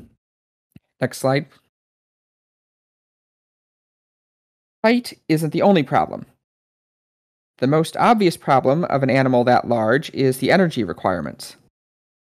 A human needs about 20 kilocalories per kilogram per day of energy, and kaiju are well into the thousands of tons. That's a lot of food. But there's an important complication that we need to consider. Are kaiju warm-blooded or cold-blooded? There's a long-standing debate about whether large dinosaurs were warm-blooded, cold-blooded, or gigantotherms, but I contend that for even larger animals, they have to be gigantotherms. And I'll illustrate this with a fun exercise that we did in Intro to Astrophysics class. Next slide, please. If the sun were made of human bodies, would it be hotter or cooler than the real sun? And we can estimate that with a Fermi problem, which is a popular pastime in physics where you come up with rough order of magnitude estimations for weird questions. A human body produces 1 to 2 watts per kilogram, depending on your weight and lifestyle. The mass of the sun is 2 times 10 to the 30th kilograms, so that's 2 times 10 to the 30th watts. But the sun's actual brightness is only 4 times 10 to the 26th watts, meaning a sun made out of human bodies would be 5 to 10,000 times brighter, and if you do the math, 8 to 10 times hotter. In practice, an object with that much luminosity would rapidly expand into a red giant, or even a red supergiant, but the initial conditions are way hotter. In other words, for very large living things, shedding heat is a big problem, not staying warm. Next slide, please. So, kaiju should be obligate gigantotherms, which means that we can safely use the equations for cold-blooded animals, which means about 1/10 the energy requirements of warm-blooded. How much energy is that? Well, the pure square cube law says energy scales as mass to the 2/3 power. But Kleiber's law, which is regarded as more accurate, says energy scales as mass to the 3/4 power. And this is another popular technique in physics and especially astrophysics, scaling laws, where you can take complicated physical systems, but model them roughly with these simple power law relations. And if we apply Kleiber's law to Godzilla, starting with something human-sized, convert to cold-blooded, and scale up to 22,000 metric tons, we get 2.5 million kilocalories per day. Next slide, please. So this is a little surprising because it means Godzilla only needs to eat as much as 1 to 2,000 humans. And if you compare the estimated Neolithic human population of 5 to 10 million, this suggests that Godzillas could sustain a breeding population of about 5,000 worldwide. Now, there's only one of him in most of the movies, but he had to come from somewhere. The main limitation here is that you probably couldn't go much bigger and still have a viable breeding population. Next slide, please. Now for the all-important question of giant monsters. But what about dragons? Points if you get that reference. There are a lot of additional problems if you want your spec creature to be able to fly. And usually flying means dragons. In fact, I'm not sure there are many creatures in the literature that are both giant and flying that don't qualify as dragons. But if you look at some examples, next. Hungarian Horntail, next. Drogon from Game of Thrones, next. Smaug from The Hobbit, especially in the Peter Jackson version. They start to look increasingly implausible with increasing size. And eventually, you get up to, next slide, Ancalagon the Black from the Silmarillion, who was said to be as large as a mountain. And that's actually something you see in both literature and folklore. Those monsters can be a lot bigger. Sizes of miles aren't uncommon there, where they just wouldn't be photogenic on screen. Next slide, please. Regardless, really huge flying animals just don't make sense. The limitation for flying animals is wing loading, which is the amount of weight per unit wing area. Since it's weight divided by area, the square cube law is in play. And the reason it's important, besides structural strength, is another scaling law. Takeoff speed scales as the square root of wing loading. So if the wing loading is too high, the animal just can't get off the ground, even if it has enough energy to fly in the first place. And if you look at typical wing loading values, and keep in mind the takeoff speeds for these animals and aircraft, you can conclude that a flying animal larger than a jumbo jet seems very unlikely. Next slide. So those are the limitations on traditional kaiju being the size of buildings. But if you want to include giant monsters in your spec world, what are some alternatives? Next slide, please. Well, you could do what nature does and keep them completely underwater. That would work, although it's maybe not the most interesting. Next. I apologize, I didn't get the memo on the worm logo, but I did include these worms. You could make your monsters longer instead of taller. The sandworm and the space slug are already near the upper end of the size range for kaiju in movies, and they're still pretty interesting. Next. You could invoke Hitchcock. A flock of starlings can weigh as much as a kaiju, and could be just as intimidating if they're angry. You might also think of the giant locusts in the new Jurassic World. Huge swarms have a long historical tradition of it being very scary. Next slide. Or maybe you could do a little of both. This is Pando the Aspen Grove. It's a clonal colony made of 40,000 individual stems. It's only 25 meters tall, so height isn't a problem, but it's a kilometer wide and weighs 6,000 tons. That seems like a good fit, but what would it look like as a monster? Next. Switch the tree trunks for tentacles? I think that would be a pretty scary monster. Although you might want to be careful, or you could get pigeonholed as a certain kind of story. I'll just leave that at that. Next slide. Or you could take it to space. In space, there's no gravity and also more, well, space, and you can have creatures grow as large as planets. But would that really work? Or are there still limits? Next slide, please. Well, if it can get food in space somehow, and doesn't need to breathe, and can move under its own power, and can shed enough heat, pressure is still a problem, because an organism that large will have its own gravity. Next slide, please. So here's a bonus lesson. What is the pressure at the center of a uniform sphere? To figure this out, we compute the gravity at radius r, then the pressure differential across a thin layer, and integrate over the radius. If we take this equation and set a limit to the central pressure of 1 atmosphere and give it the density of water, the maximum radius is 26.9 kilometers. And note that pressure scales with radius squared, so you really can't go a lot bigger than that. You're stuck with creatures no larger than a medium-sized asteroid. On the other hand, there is still an exception to this, which is, next slide,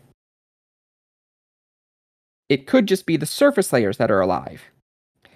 This is Solaris, specifically the George Clooney version, which is a planet covered with an entire sentient ocean, which admittedly still goes over 1 atmosphere pretty quick with depth, but it could still get around the size limit otherwise. Next slide. Or it might just not be solid at all. Fred Hoyle's The Black Cloud may be the single largest physically plausible organism in the literature, and it's essentially a sentient nebula. So the bottom line is that traditional kaiju might not work very well, but there are a lot of other options to design truly massive creatures in Spec Bio. Next slide. And with that, I will take any questions people may have.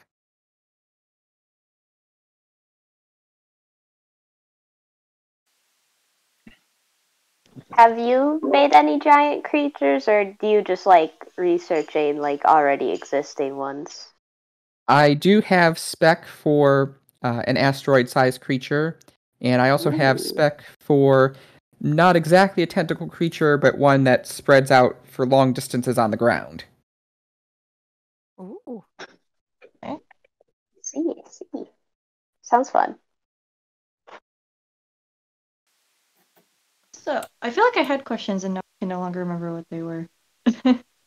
Less a question, but more a comment. I appreciate the inclusion of dragons because I wasn't able to finish my dragon presentation this year, so it was good to see some dragon speculative evolution going on. Yeah. And if I may just say, that was fascinating. It was, yeah, it was like really cool. Just the calculations were really cool to see. Thank you. They were. Here's an idea. Is anyone here familiar with the flesh pit? Yes. Yeah. Yes. Can G and superorganism count as a kaiju by these laws? I think it does. Yes. Awesome. I'm not sold on physically plausible, but it's certainly a kaiju.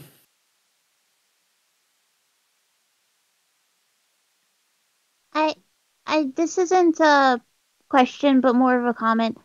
I very much appreciate the inclusion of giant worms as kaiju, as I'd never considered that before. Oh, how about Mongolian deathworms? I mean, the Mongolian deathworm was only supposed to be like a foot long, so yeah. Like, supposedly, but they're often drawn like just like giant sandworms in general, I guess. Well, that's the One Dune of the- influence. Yeah, Yeah, one the of the Dune people that went to investigate the Mongolian deathworm brought along a thumper designed after the ones that he read about in the novel Dune. So cryptozoologists studying the Mongolian deathworm are inspired by the novel Dune, which is quite fun. I've got a normal appreciation for sandworms. I'm very normal about them.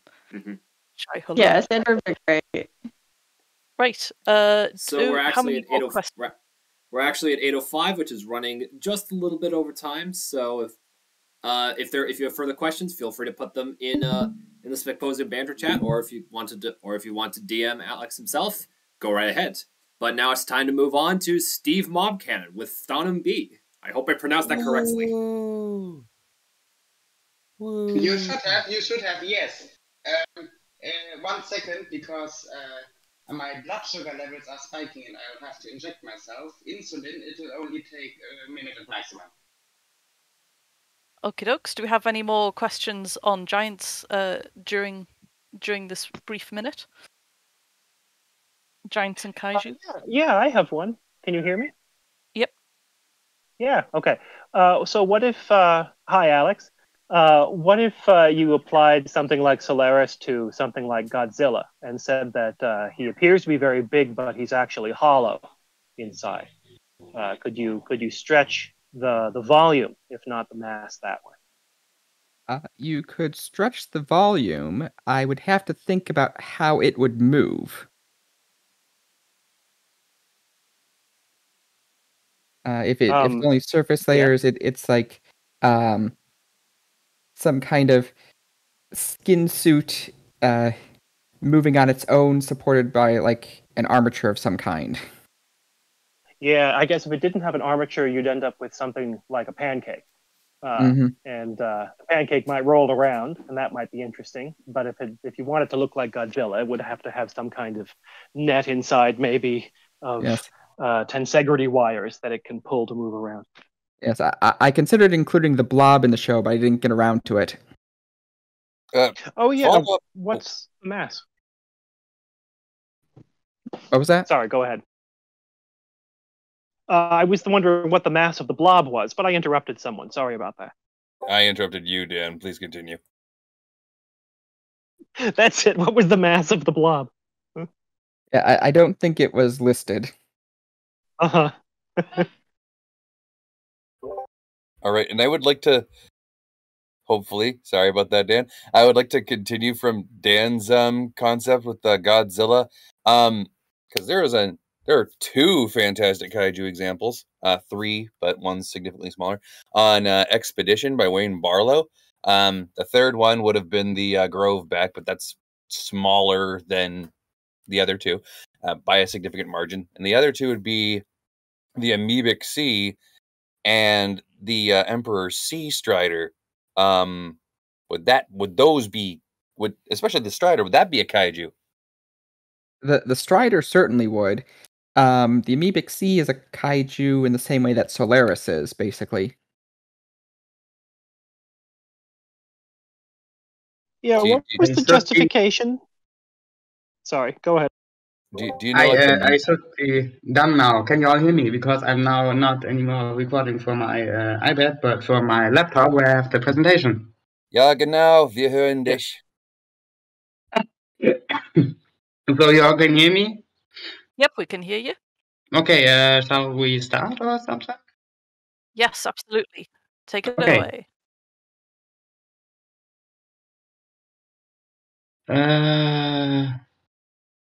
Yeah, it's still loading the screen share thing for me. Here it is. Yes, go live, please. Still loading, and I'll let you know. Yeah, it is. Can you all see something? See, there we go. Hurrah! Yeah, we can see it. Let's go. Oh, okay. No. Yeah, I don't really know how this will go, but I have prepared a little presentation, and this one is going to be about Phtanum B, the alien world I've been working on for I think about 2.5 years now, and I think it's time to start. This is the first image taken of the first two-color image of the exoplanet Phtanum B, taken from about 4 billion kilometers of distance. It is a super-Earth, meaning it is a larger-than-Earth rocky planet, or at least a planet that is considerably larger than Earth, but still smaller than Neptune. Phtanum B has a mass of around 4.5 Earths and a surface gravity of 1.67 Gs, so like it isn't extremely more than Earth, but there's still a considerable, or at least a noticeable, let's put it that way, a noticeable increase. And the diameter of Phtanum B is 21,412 kilometers, which makes it pretty much, it's a big boy, let's put it that way. It's a fat man, a fat old man. And here I have some portions of the planet labeled. Let's begin here. With this white band that weaks itself across the surface. What is this? Well, Phtanum B has a rain belt that is referred to as the storm wall. The storm, if for those who don't know, a rain belt is basically just a permanent band of cloud cover across the equator of a planet caused by things like water evaporation and stuff. So Phtanum B has that. Phtanum B also has 2 supercontinents, one of those being Vastum Erythra, the southern supercontinent, and Vastum Verdur, the northern supercontinent, which is not really visible here because most of it is filled by ice. And the storm wall basically keeps life from one hemisphere on that hemisphere. It more or less acts as a natural barrier for any life that tries to cross it, because inside of it are 500 miles per hour winds. And while this place does present a home for some organisms, most that evolved on each of the hemispheres don't really do well in there, which is why it's sort of like a literal wall, which is why it's called the storm wall. You can see that the atmosphere is dense and hazy and tinged by chlorine and other chemicals. Phtanum B being a super Earth means that it's, or because it's a super Earth, it's rich in things like halogens or heavy metal elements, things like iron, for example. And that's also kind of what makes Phtanum B unique, because its atmosphere is saturated with things like chlorine or ammonia, which the life secretly, obviously, evolved to utilize in various ways, as you are about to see soon. Increased Rayleigh scattering causes crimson terminator zones, which is why the edge of the planet has this almost blood-like streak to it. It also causes like sunsets and sunrises to appear in this way more vibrant crimson color than the milky orange that you usually see here on Earth. And this little dot might spark some questions. Howe, Phtanum B1. This is one of Phtanum B's closest moons. It's extremely close, as you can see, close to the Raho limit even. And I am referring to this little thing because now we're going to get into the moons. Here they are, all beautifully in a row, not really to scale, but they look beautiful. So let's start with the innermost one, Howe. It's really close. As you can see, this is not to scale, by the way, but it's still really close. 34,000 kilometers approximately, about 100 kilometers long. And you might ask yourself, why the hell is that moon glowing? Well, you see, Howe is the fragment of a planetary core that Phtanum B swallowed in the history of its early solar system, which is why it's very dense and it's very metallic. And Howe orbits Phtanum B so close that the tidal forces of the gargantuan super-Earth heat up the little object so much that it causes to glow in the visual spectrum, which is why you have this little... That's unintentional. That's spoilery! Which is why you have this little glowing thing that looks like a red star in the night sky. The next moon is Thorin, a satellite planet that's incredibly big compared to what we have in the solar system. It's a bit bigger than Ganymede, and it has roughly the mass of about half Mars, really. It has just under half of Mars's mass, and it is also orbiting fairly close to Phtanum B, not as close as Howe, but still close, about 400,000 kilometers. And because it orbits about... Did anyone say something? No? Okay. Because it orbits so comparably close to, it is actually shielded by Phtanum B's enormous magnetic field. Because Phtanum B has a magnetic field, and because it's so massive and so huge, it's really expansive, so much that it encapsulates some of the inner moons, like Thorin, and for that reason, Thorin actually managed to hold on to somewhat of an atmosphere, including conditions that now are able to spark liquid water on the surface. However, despite that, there's no complex life on Thorin, none that is known of at least, and conditions are not really livable on there. The next moon is Numenor, also known since emergence, or since the system itself was known. A bit further away, 600,000 kilometers, diameter about 4,000 kilometers. Numenor is interesting in that it's an ice world, more or less. It has a lower density than both Thorin and Howe, the glowing moon. And is most famous for these little streaks, these little geysers that like shoot material into the air, and cause of sort of form a little smoke tail or dust trail that is glittering like glitter behind this moon. And it is also this that shapes the two following moons, Nud and Chorek. Nud in itself has a diameter of about 400 kilometers. It's unusually non-spherical for its size, and it has a fairly porous nature. And it is colored in this white dust that is excreted from Numenor. And you can also see here that Nud and Chorek, the two moons, closely follow that moon, which is also why Chorek, which is a bit smaller but also a bit denser, is also covered in this brightly white dust, which is not normally seen in that system.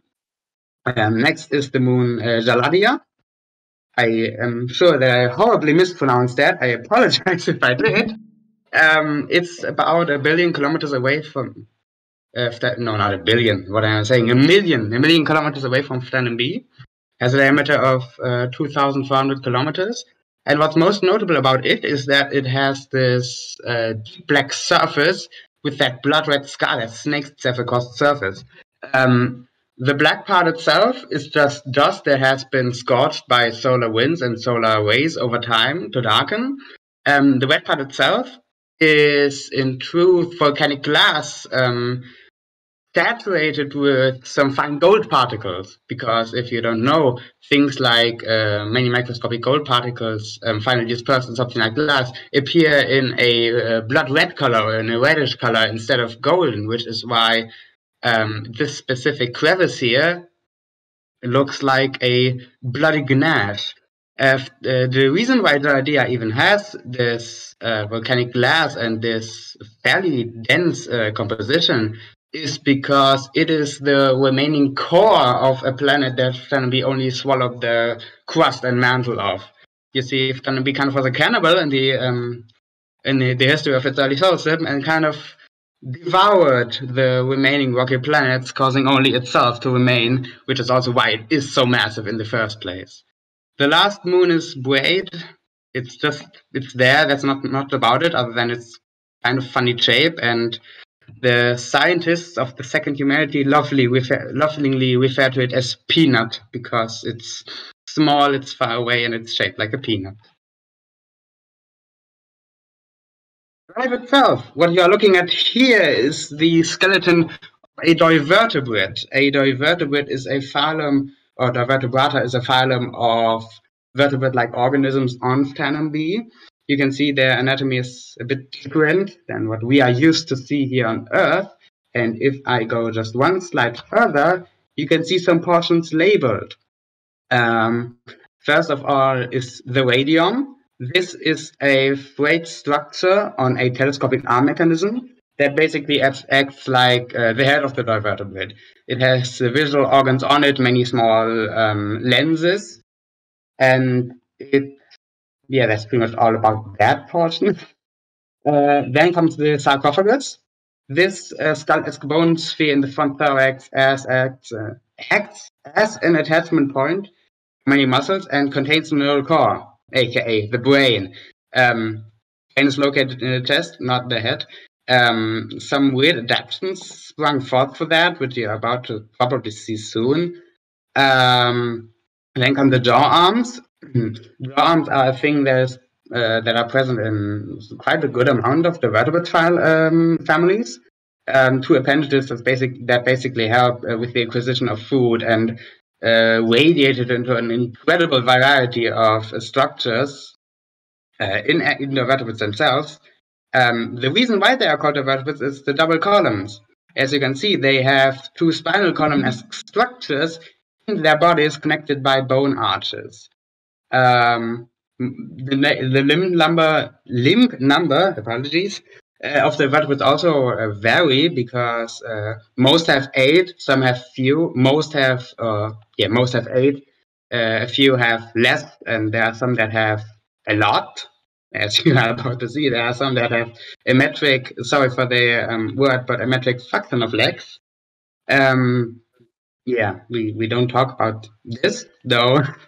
What's interesting to hear is that the vertebrates don't have 2 sexes; they have 3, A, B, and AB, and it's a sort of weird system of equations almost, where AB individuals mating with B individuals produce A individuals, like the sex of the parent commands, or at least determines the sex of the offspring, which is why you have these weird combinatory systems when it comes to the vertebrates.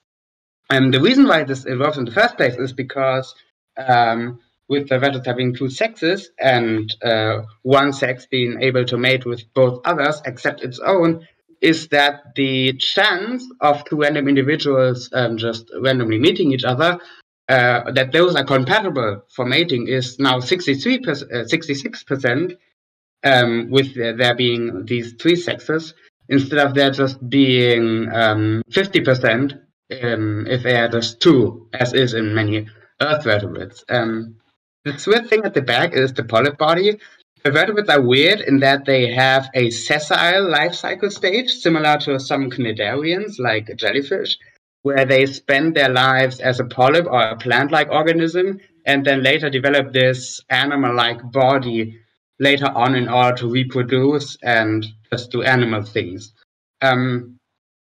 Also cool about the vertebrate bones is that they are composed out of pyrite instead of hydroxylapatite, a type of apatite in appetite, not with appetite as in, oh, tasty, I have appetite, no, but with only one P, and that's a type of mineral that is basically used as bone reinforcements in us vertebrates.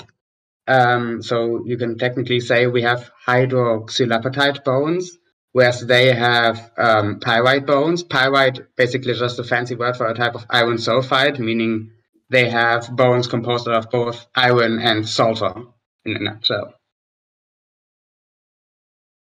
And here you can see one in the flesh, a giant ptenocodite, part of the same family as the skeleton you saw earlier.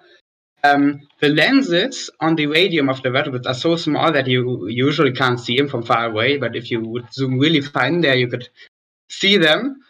And yeah, that's just one example of how the average, in quotation mark, the vertebrate looks, along with the nice fellow here for scale. And now we're going to go over some families, some animal families of the vertebrates. First of all, ptenocodites, same guy as before. Ptenocodites are a really diverse group with tons of species. First of all are the Spartaridae, the synilopes. These are dog to horse-sized omnivores and carnivores, which are notable for their thin legs. They are some species are like endurance hunters, and some of them focus more on things like ambushing.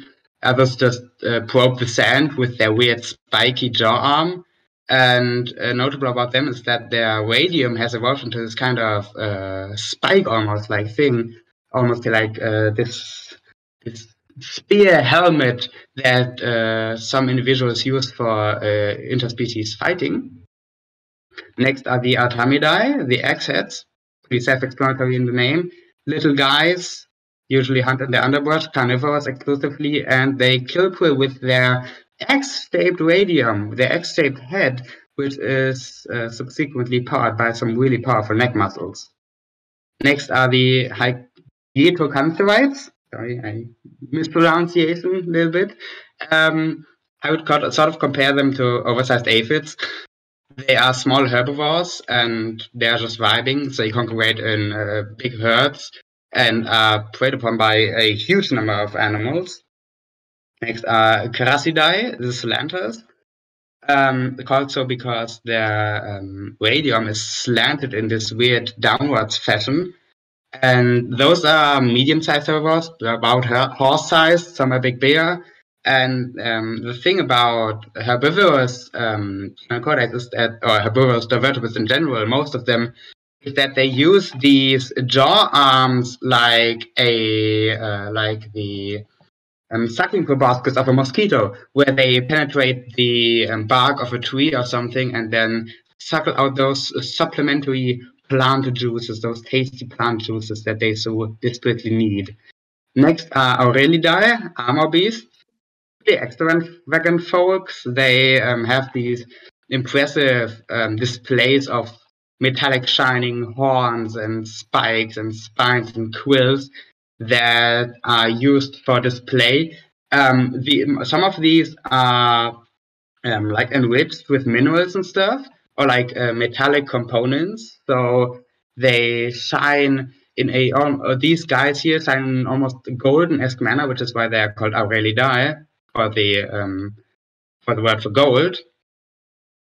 And next, ptenocodites, giant ptenocodites. The guy from before, not much to say about this fellow. And next are the Vivacidae, the whippers, also omnivores, and their jaw arms, the jaw arms in some species are really long, almost evolving like whip-esque or flail-esque structures that they can use for defense. Next are probably my favorite families, or my favorite order of the vertebrates, the lactismids. As you can see, they have a lot of legs, and for a good reason, as we will see soon. First of all, Strongylidae, globular lactismids. The basic plate, not much to say about them, not many legs, fairly small, dog-sized maybe. Taseidae, dwarf lactismids. Important to note about lactismids is that many of them evolve their jaw arms into these spear or needle-like structures that they use to kind of spear up animals or prey with in order to get to them, because most lactismids are obligate carnivores, and that's just the way they do this. Next are Phytadidae, crushing lactismids. The jaws of these have formed into these heavy, almost a metal ball-like heavy. Yeah, I don't know the word for the English word for it right now, but they crush their prey with these by just slamming them down into it and crushing it in the process, leading to some gory visuals, but they do what they do. Next are the Lodixidae, monk lactismids, called monk lactismids because they have this weird skin fold that folds over conceals some of their eggs like a monk's robes. These are huge animals, by the way. Like Lodixidae and Polychnemidae, these two families feature some gargantuan species. And yeah, not much to say about Lodixidae other than that they have these fancy robes. And Polychnemidae, giant lactismids, are one of the oldest clades in the project.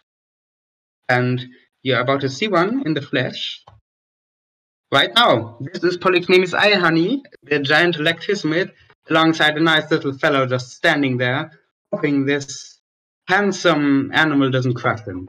The interesting thing about these is you may ask yourself, why the hell do these things have so many legs, and why expend this much energy into so many legs? And the reason is that these guys inhabit what I call biomed savannas.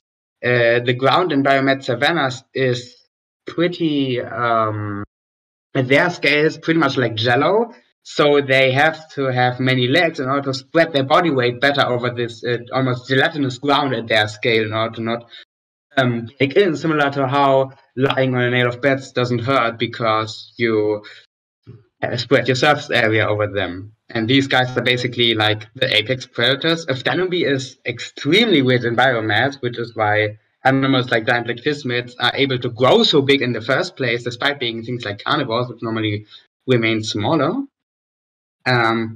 Next are the jaw-on biters. I'm going to be a bit quicker from now on because I'm noticing that we are running out of time and I'm not even at the halfway point yet.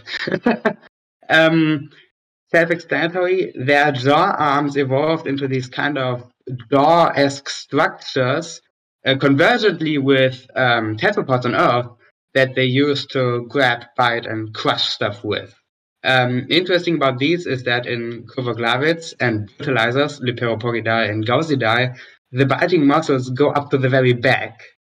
So these things could probably, if they wanted to, aside from having muscles that are harder or denser than the muscles of vertebrates, because they muscle, not the muscles, the bones. Sorry, I'm a bit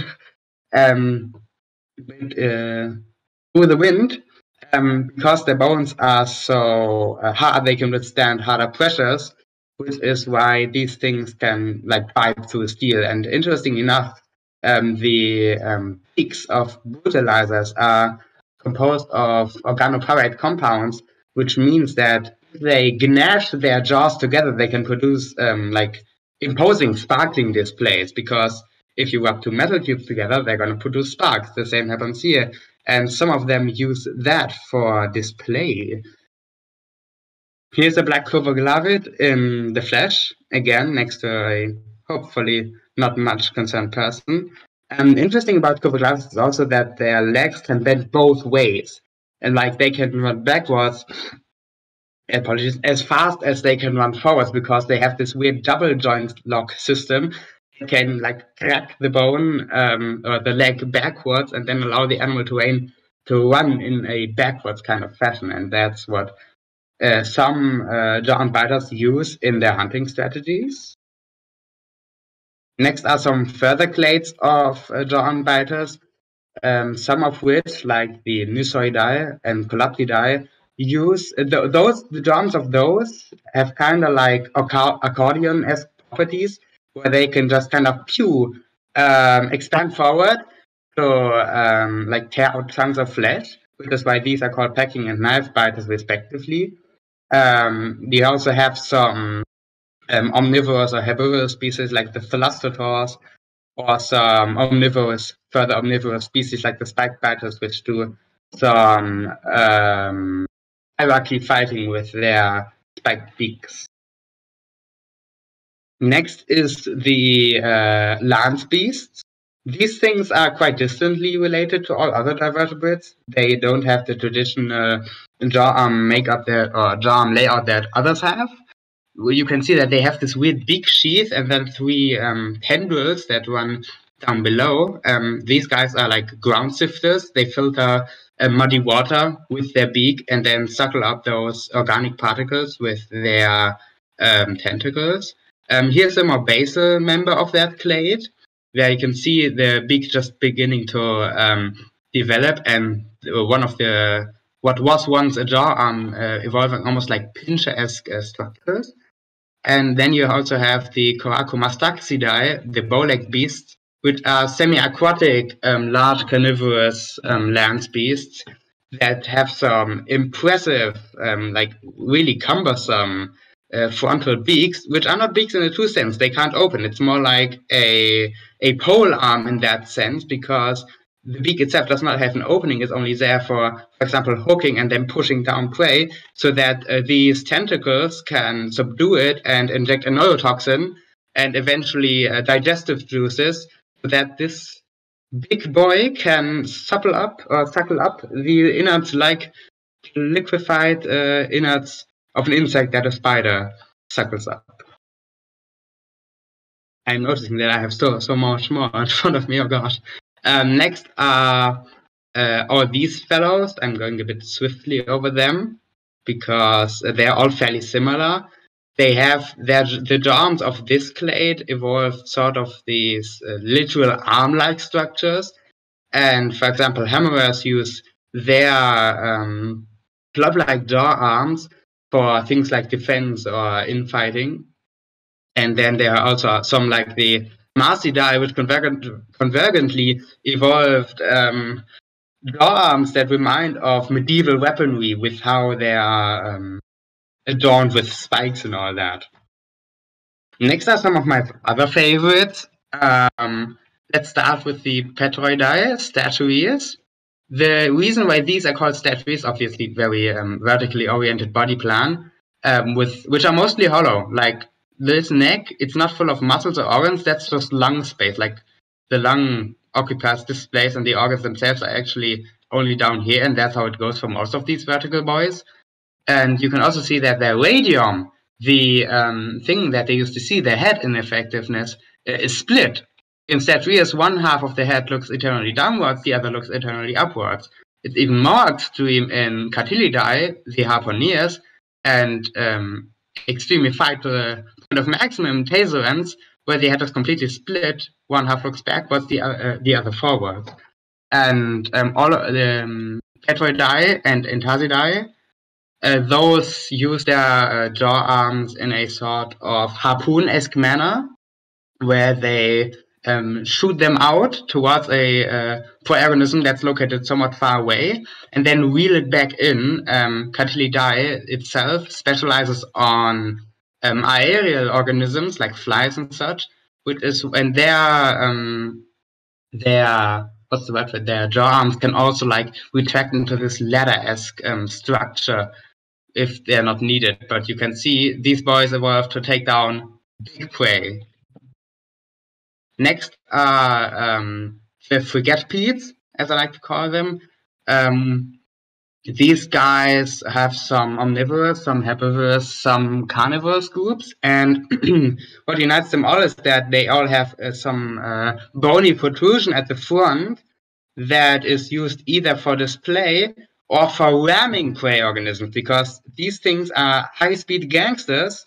They constantly go over the speed limit, and they are the ones that bash into prey at high speeds to blast the hell out of them, and then, well, go to town when it comes to eating.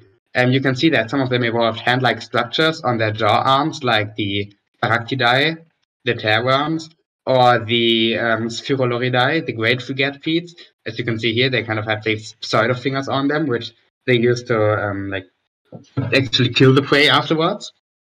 Most herbivores on Phtanum B utilize what I call a radializing arm.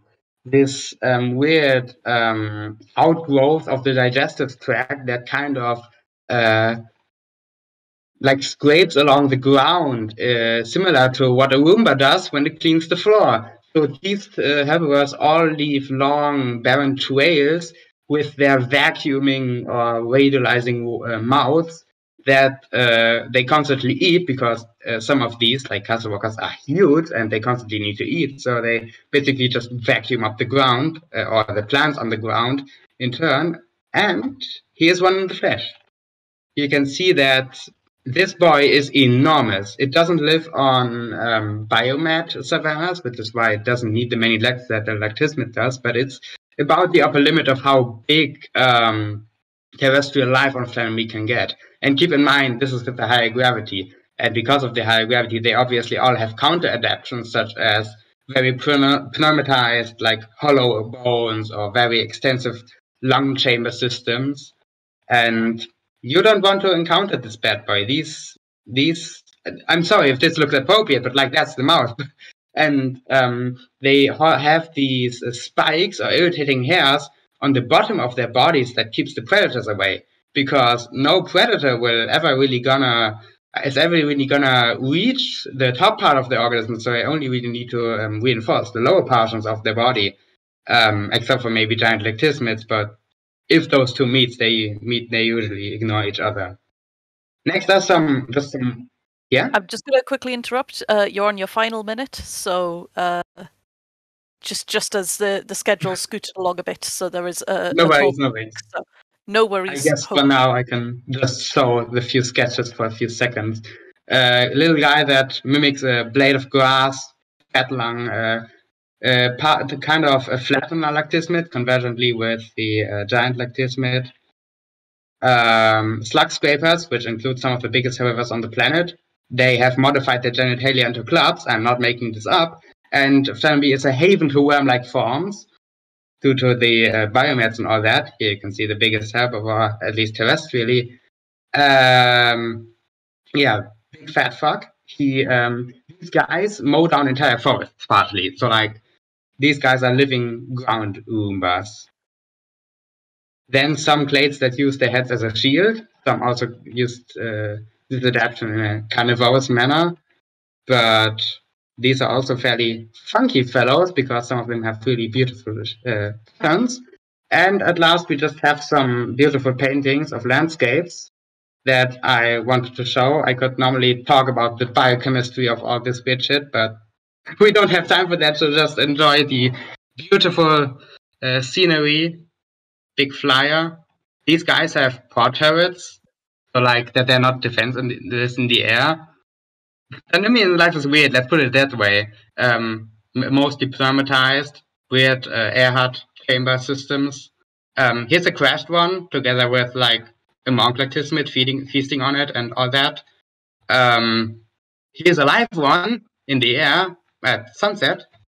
Here is a bear trap hugger with which is a type of jaw-on biter, distantly related jaw-on biter, with plastic hair, seeking out shelter during an incoming storm.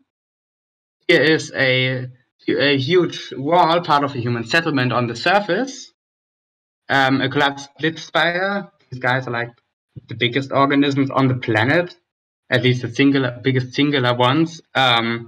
There's living semi-fleshy colonies, groves, or whatever you want to call them, mostly hollow inside, sort of like living termite mounds, pretty symbiotic, and they attract lightning and can shoot lightning and communicate in radio waves and control the local weather. I know without context this all sounds weird as fuck, but it makes sense, I promise. If I had more time, I'd explain it. Okay, I might have to cut you off now. There is going to be a break later. No worries. You do no worries at all. And showing off art in that break, but thanks very much. It looks absolutely fabulous. Gladly. I'm glad I could present it all. I need to thank you for this awesome opportunity. Thank you. And hopefully we could get some questions in the break later. Sure. Yeah. And you That can was answer amazing. questions in the Specposium banter chat in the meantime. But we've got our next talk up now, which Gladly. is... How can I unshare my screen? Oh. Down in the corner. So now it's time for Settlers of the Deep.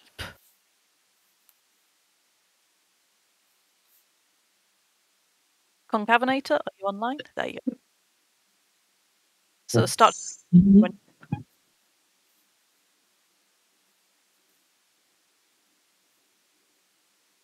Just 1 second.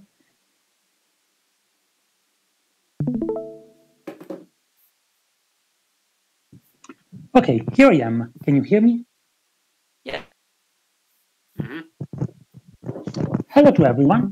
This is Concavenator, linked from Italy. Thank you so much for this opportunity, and I'm almost sorry to interrupt such a magnificent presentation as the one that came before me.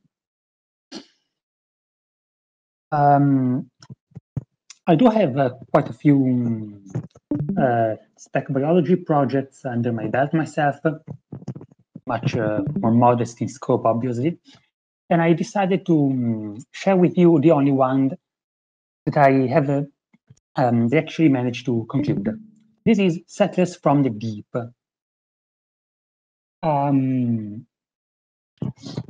future evolution project in which I wish to take the common motive of a mass extinction clearing the way for the evolution of a new and surprising biota and bring it to a new extreme. Can you see the second slide? Yep. Yep, we can see it. Excellent. Our premise here is that in the very near future, planet Earth happens to be bathed in an enormous burst of radiations that, simply put, kills every complex life form on its surface. Now, it is true that a few centimeters of soil or a few meters of water would be enough to shield living organisms from the radiations. But the burst, the event lasts long enough. We also lose all life that lives in cage but forages outside, such as bats, or that lives in water but needs to breathe the surface, such as whales. And of course, the destruction of land vegetation and phytoplankton at the surface of the ocean causes the collapse of worldwide food chains and the quick depletion of almost all oxygen in the atmosphere, especially when the decomposition and wildfires consume the water oxygen is left after the death of animals. So that for the first million years, like in the Precambrian times, dry land ends up inhabited only by bacterial slime. Even in such extreme conditions, we do see a few species that survive. They need to be species capable to live with very little food and oxygen, which are highly resistant to such environmental disasters, that are able to complete their life cycle without being exposed directly to sunlight. Again, remember a few meters of water are enough as a shielding. And if they are aquatic water, they can actually profit from being able to breathe air, because as you know well, air contains much more oxygen than water ever could. As long as they do not need to breathe air constantly to survive. The survival of this species, of course, will be largely due to chance and contingent situations. Not everything that can survive the event in the end did. Not everything that survived to the present left the refugia in which it survived, and not everything that spread forth from the refugia left descendants that are interesting to talk about. For example, I have mites survive, but I must admit they simply remain mites, so I do not go into great detail in them. So we will see only a fraction of a fraction of a fraction of the surviving organisms. Here are a few examples of survivors from the from underground. So we have fungi and lichens, cave snails, cave millipedes, and the little langless salamanders. And some stuff that survives from the sea. Relatively amphibious stuff, such as crabs and amphibious blennies, the African catfish, an electrogenic fish that can survive in very low oxygen water, and amphipods of the kind that is related to sand fleas, as well as common eelgrass, which will be the only surviving vascular plant, as well as mole rats, which will be our only surviving mammal. Thanks to its low requirement of oxygen, its high resistance to cancer, and high carbon dioxide concentration, the fact that it can survive on underground tubers, and the fact that reproduction is entrusted only to queens that would spend all their life in deep burrows outside the reach of radiation. We look at the world 32 million years after the catastrophic event. We see two kinds of recovery biotas. One that spreads forth from the caves, where we see the langless salamanders, the growing lichens, blind spiders, and the glass-shelled snail that, as you see, covers itself with a layer of symbiotic algae, which are found just under its shell, where they can protect it from ultraviolet light and such. And a second recovery biota coming from the sea, with cone snail, amphipod crustaceans, amphibious blennies, and eelgrasses that take once again to the land, since, as you know, eelgrasses are not true seaweeds, but vascular plants that had first adapted from the land to the sea, and now go back to land. What sort of life arises from these recovery species? We have mold grass, which is a set of lichen-like photosynthetic organisms that takes the niches of grasses and weeds in this new world. Others. Then we have the weed trees that have evolved from the eelgrass. This one came to land after mold grass, but it had a massive advantage when it came to surviving of the larger size, because it's a proper vascular plant with roots and leaves and seeds and internal transport channels. So while mold grass took the niches of grasses and weeds, weed trees took all the niches of proper trees. Here are a few examples.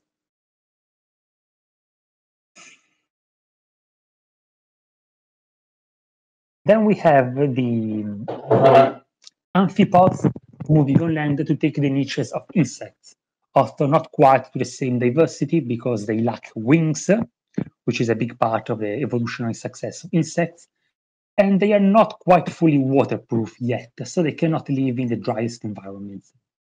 The langless salamanders spawned a large clade of carnivorous amphibians, which, lacking, of course, lungs and having to breathe only through the skin, mostly stayed very small sized, or else lived in water and developed a series of vascularized crests and frills that allow them to breathe, even at large sizes, in the most oxygen-rich waters. Then we have the clade of fishes developed from the electrogenic African catfish, which have developed their facial barbels for a great variety of useful applications. And of course, the descendants of the mole rats, which have become all the dominant large vertebrates on land, mostly blind and relying on echolocation to find a way. They have a new type of integument, which is mostly hairless, except for sensory hairs, but has this series of thick folds and ridges of loose, poorly vascularized skin, which on one hand provides good thermal insulation thanks to the pocket of air it traps, and on the other it protects them from parasites, since a parasite attaching outside would find very little to feed upon, except for those few species that can digest keratin, since very little blood reaches the outside layer of the skin. And then we have the descendants of the amphibious blennies that took to the air, developing proper waterproof lungs and skin, and readapting their pectoral fins into proper wings, while they have these limbs acted upon by muscles in the chest, which developed from the separated rays of their pelvic fins. Here we see a few examples of the ecological diversity of ray wings, that is to say, the flying blennies, such as a predator, a seed crusher, an insectivore, and also an nectarivore, which lives as a pollinator of giant seaweed trees, sucking nectar from their reproductive structures. And here we see two specialized predators of ray wings, a carnivorous arboreal millipede and a sort of cat-like mole rat. Oh, and then we have this, one of my favorite, a large clade of eusocial crabs that live all around the world on sandy and muddy shores, where they build this anthill-like nest with a water-filled brooding pool where the queen can lay her eggs. Here you also see some organisms associated to the eusocial crabs, such as fungi and amphipods that they cultivate, and a couple of their predators. Now we take a very quick look across some of the new ecosystems of the world. We have, for example, fungal plains inhabited by these large blind grazers developed from mole rats with parasites and commensals, as well as swarming carnivorous ray wings, and a type of tree that, like some eucalyptus in today's savannas, encourages wildfires in order to clear out competition, which is, of course, defended by the aforementioned piranha-like swarmers. The rivers of Cisralia, that is to say Europe, inhabited by a few of the largest langless salamanders, such as a crocodile one that strikes its prey with a projectile tongue with a bony harpoon at the tip, and an aquatic mole rat as well. Other mole rats that live on the salty deltas near the North Pole, with a sort of tree that needs to be adapted both to the extreme seasonal variation as well to the hypersaline water. For example, storing large amounts of salt in its trunk and using it to regulate the water flow through itself.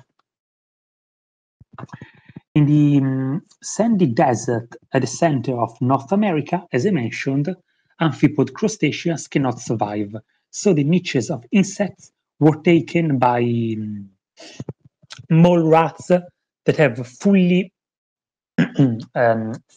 reverted to ectothermy, allowing them to shrink to insect-like sizes, under the millimeter, where they build a communal nest and help spreading the nut-like seeds of the local plants. Some other inhabitants of the desert and of the upper mountains. The largest animal niches are always dominated by mole rats, of course, since they are the only surviving vertebrate that can live free away from water. And I know that sky whales are a long time cliche in spec biology, but I just could not resist including one myself. So here is a giant gliding blenny, which feeds on swarms of gliding spiders, which use these nets of silk filaments. Yeah. The largest, as well as some of the smallest flyers in this epoch. Then we have the jungle on the island of Oromia, which is breakaway East Africa, in which we found a great variety of relatively primitive forms, such as these pillar-like wheat trees and the so-called walker bipedal mole rats, which were replaced by lepers such as this one in most other continents. Here we find a tree with a canopy formed by a thick layer of needle-like leaves impregnated with a variety of toxic chemicals. You see many plants and fungi that grow in its shadow where no herbivore dares to get close. The only species that can get inside the canopy is this species of crabs, which acts as a seed disperser with this plant. Therefore, it has a symbiotic relation with it. Let's see, the coastal wetlands of South America, where mole rats never got. The largest herbivore here is a sort of giant sloth-like crab.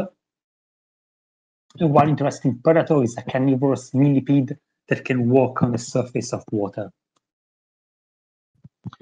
Then we get to the deep ocean, the open ocean, where planktonic niches are dominated by neotenic crab larvae. Those of you who saw The Future is Wild can recognize where this idea is from.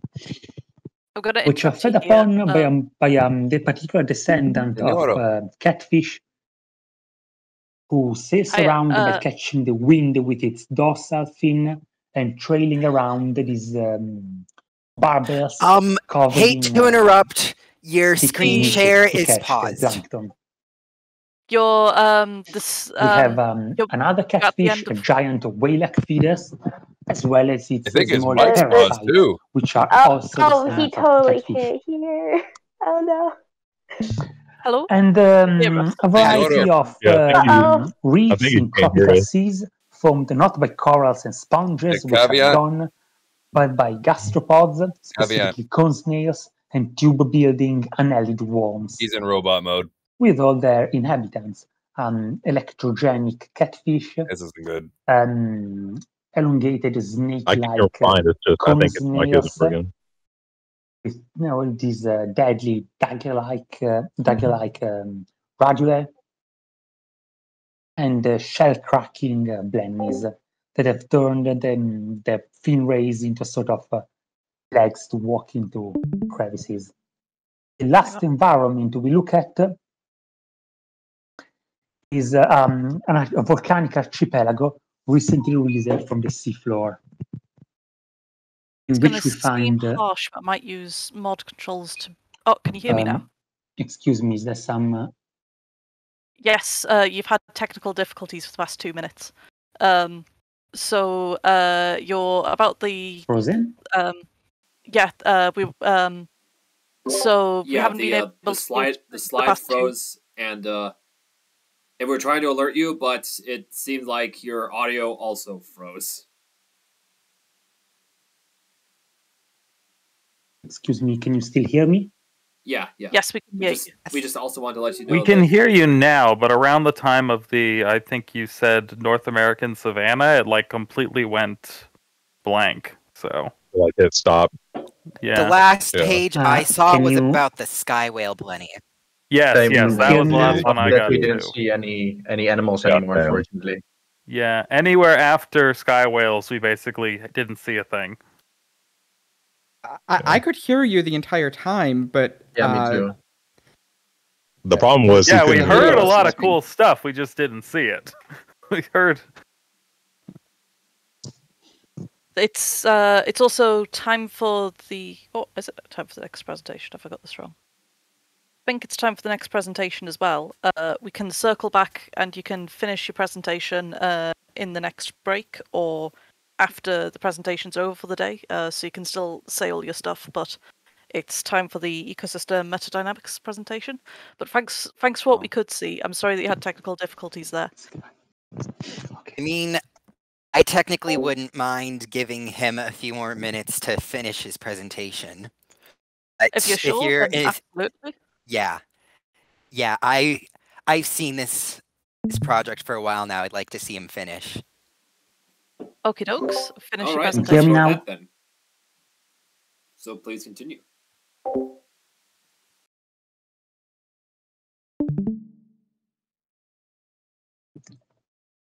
Oh, we No, can't hear you. We can't hear you. Okay, I'm talking again. Oh, Yes, yeah. we Can can hear you anyone now. of you hear me right now? Yes, we can hear you. Yeah, can you hear? Can you hear Yeah, us? it's loud and clear Can you hear right us? now. Can you hear I don't us know if you though? can hear us. I don't think so. I don't believe so either. You might just want to circle back and just try to get that sorted out. I don't know. Oh, good. Then it's I who cannot hear you.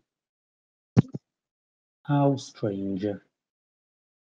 Let me try interrupt and reconnect.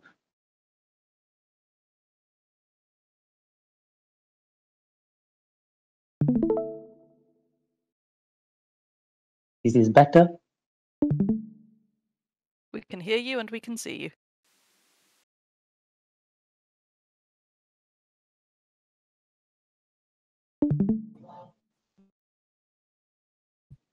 Can you hear us, Caveat?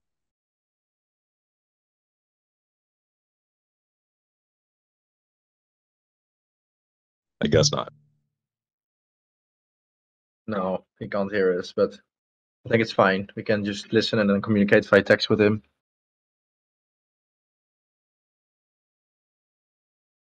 Okay, I'll try to be very quick to recover the lost time.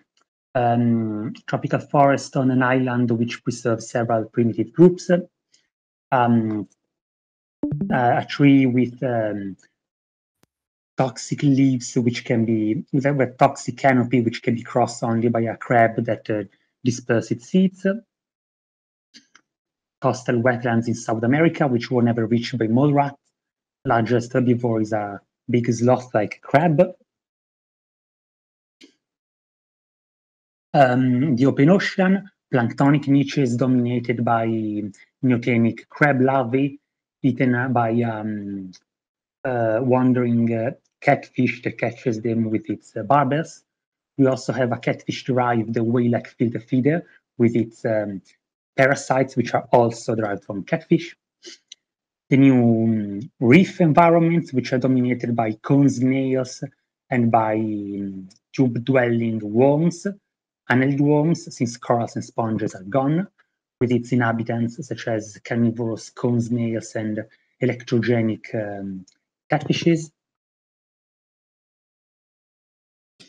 And last environment was a volcanic archipelago recently emerged from the sea, which is inhabited by these groups of blennies that reach land independently from the others. It's a whole complex biochemical life cycle involving salt and nitrate that allows them to live. And where we also find the only species of flying blenny that reverted completely to a flightless state, and which is hunted by this large carnivorous crab, which however, of course, gets most of its nourishment from the sea, since the flightless blenny would not be sufficient to feed its entire population. This is the full list of species that I developed for this project. The one marked by an asterisk were not shown in this presentation for reasons of space mostly. And this is a chronology of all that went on since the mass extinction, measured in millions of years since now, of course.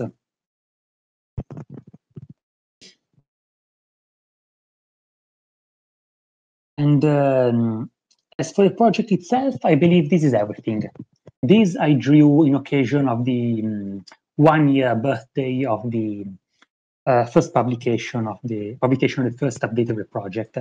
Here you find the links you can follow to see yourself the original text, which is much more extensive than the very brief selection I showed you now. It's about 20 odd chapters. And this is really everything. This is a selection of my other works. Thank you so much for this opportunity. All right, Thanks very awesome. much for your Thank you so much for presenting. So, we're a little bit over time, but that's okay. So let's move on to ecosystem dynamics.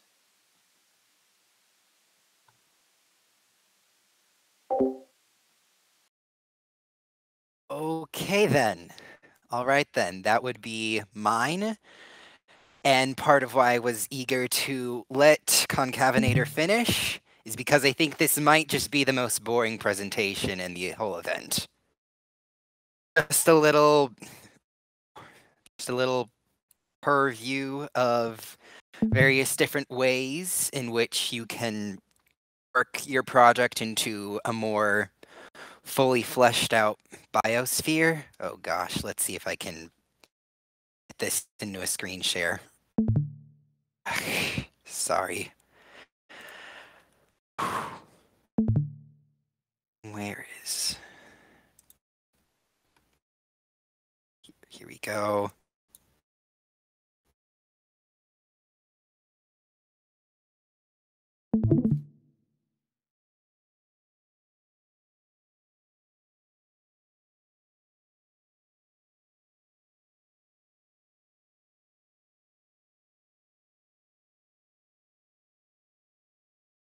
Are you doing okay? Oh, there we go. Frick. All right, it's still loading.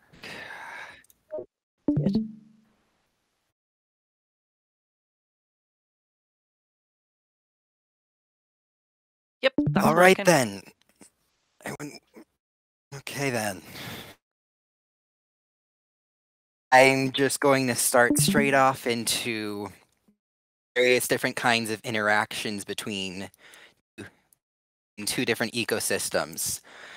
A great amount of them are based less on the actual organisms that inhabit them, but on how the geography and climate of two ecosystems can interact. They're not very truly separated from each other, but for the sake of convenience, I've tried to sort them into two categories, which are primarily geography-based and climate-based. And with that, I immediately break the category and want to talk about Milankovitch cycles for a minute or two, because they are incredibly interesting and have lots of implications for climate shift over a relatively short time span. Milankovitch cycles in actuality are shifts in the Earth's eccentricity, how circular the orbit is. It goes from being nearly a perfect circle to slightly less of a perfect circle. Very interesting. The obliquity, the angle of the tilt, shifts by 2 degrees over a period of 24,000 years or so. The eccentricity is something along the lines of 100,000 years. And the orientation of the Earth's axis and how it precesses around over tens of thousands of years. They're rather important to understanding how ice ages and interglacials begin and end and flow into each other, because all of them together can significantly alter the amount of sunlight hitting the Earth's surface. And in the peculiar case of the Sahara Desert, it was not always a desert. And in fact, it has been not a desert several dozen times in the last 500,000 years because of these Milankovitch cycles. During periods when the northern hemisphere is pointed towards the sun during perihelion, it gets on average 14% more sunlight than during times when it's pointed away from it, which is what we're currently experiencing right now. Only southern summer is experienced at perihelion, not northern summer. This increased heat increased in convection around the Sahara Desert brought more moisture in, and after a chain event, we got an interesting event where massive lakes sprung up in the middle of the Sahara, and lots and lots of vegetation that would be unthinkable today popped up in the middle of the desert. So that would be something very interesting for world building in general, even. But also regarding more speculative evolution parts of the project, seeing ways for life to spread through these this suddenly green environment when previously it was a massive barrier to the spread of African and European mammals.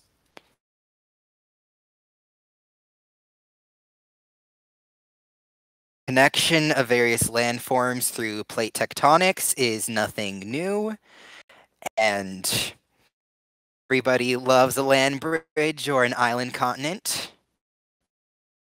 Something a little less mainstream, but just as interesting to me at least, is when you have a massive mountain range that essentially cuts a continent in half regarding its biota. So in the case of South America here, you have this Atacama Desert, which separates the Valdivian rainforest from the rest of South America.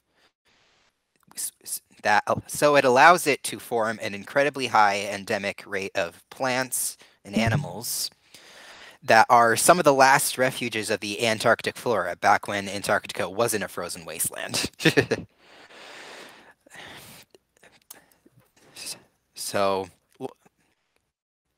similarly, other kinds of isolation can create a very unique biology, like how Australia is dominated by marsupials instead of placentals, and contains the land mass of Sahul, which includes Australia and Papua New Guinea. That contains the only remaining monotremes on the entire planet. Meanwhile, you have the Central American land bridge, which formed fairly recently, and sparked the Great American Interchange, where animals from both continents and plants spread into the other, invading the new ecosystem, which is why you get big cats in South America and plants of the neotropics as far north as Mexico and Florida. So that's something to consider, how those two ecosystems can blend together. And that's a bit important to bring up because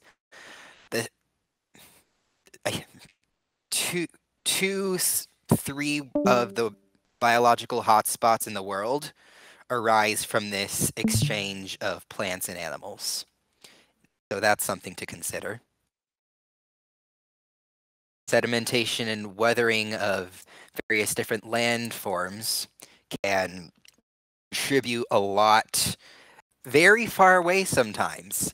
You have the somewhat famous example of storms from the Sahara sailing across the Atlantic to fertilize the Amazon. There's also the kind of interesting result of Andes Mountains forming rather rapidly. The resulting erosion of sedimentation of the Andes Mountains reversed the flow of water in the Amazon basin. It used to flow east to west, and now it flows west to east. Another consequence of sedimentation can affect the growth of coral reefs very strongly. The Great Barrier Reef, which has existed in its current form for the past 20,000 years, it struggled to get established for millions of years beforehand when Queensland, the landmass on which the coral reef is connected to, first entered the tropics, because the heavy erosion of the Australian Great Divide just produced a massive sedimentation regime that corals couldn't get properly established in. Only fairly recently, when sea levels rose and a giant continental shelf had finally amassed, could it reach its current size. But it's still rare to find reefs directly attached to the Australian shoreline. If you have an interest in replicating a Great Barrier Reef, you have a good continental shelf on which to build it on. Ocean currents are very crucial to the climate of a specific environment, but they affect more than just their immediate coastline. Circumcurrents, which are just simply a current that circles the globe, can have either a warming or cooling effect, depending on whether the circumcurrent goes around the equator or is found in the polar regions. I'm kind of skipping over this middle section for a bit, excuse me. So the Antarctic circumcurrent is currently freezing Antarctica, and if it didn't exist, I'm fairly certain we would see trees on the Antarctic Peninsula. And then also during the Cretaceous period, the Tethys Sea, excuse me, the Tethys Sea and the lack of the Central American land bridge allowed equatorial waters to go around the globe, which intensified the hothouse climate. In conjunction with the Tethys Sea closing, the opening of the Atlantic started off deep water circulation, the thermohaline circulation that we see today with the AMOC, the Atlantic Meridional Overturning Circulation. This homogenized ocean temperatures across the world, especially in deep waters. This caused quite a massive extinction of bivalve reefs and environments throughout the world. In particular, rudists, which were very interesting bivalves, they were essentially on their side and they formed a cone shape with one shell and a lid with the other. They declined rapidly through this change of cooler waters, and they never recovered and went extinction, the KPG extinction. Adiabatic winds. They are gravity-driven. They arise from the density difference between highlands and lowlands, and they can be strong enough to reach hurricane forces with speeds of over 200 kilometers per hour. There are numerous examples existing around the globe, but in the case of Antarctic and Greenland ice caps, the powerful freezing winds prevent the growth of most plant life. The reason I bring this up is because of a little geographic and botanical anomaly. Kingwa Valley is the only natural forest in Greenland. It exists in a rare spot that's protected from the cold winds coming from the interior. Others like it probably existed at one point, but were cut down by early settlers for timber. But It's safe to say that if the Greenland ice cap were not present, southern Greenland would likely be fully forested. That's just one example of how ice ages can restrict the growth of vegetation, besides the immense cold and aridification of the atmosphere. I am moving more fully into climate now. And I'd like to talk a second about atmospheric cells and how they're kind of a lie.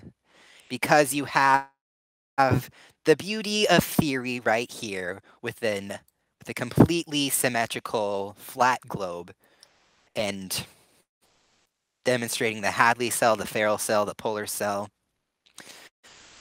But then we go to reality here, which shows not only the shifting of the intertropical convection zone, which is the source of tropical rains, but also how uneven it truly is. You can see that it's skewed over land quite a bit because land it heats up quite a bit more during summer months than the ocean does.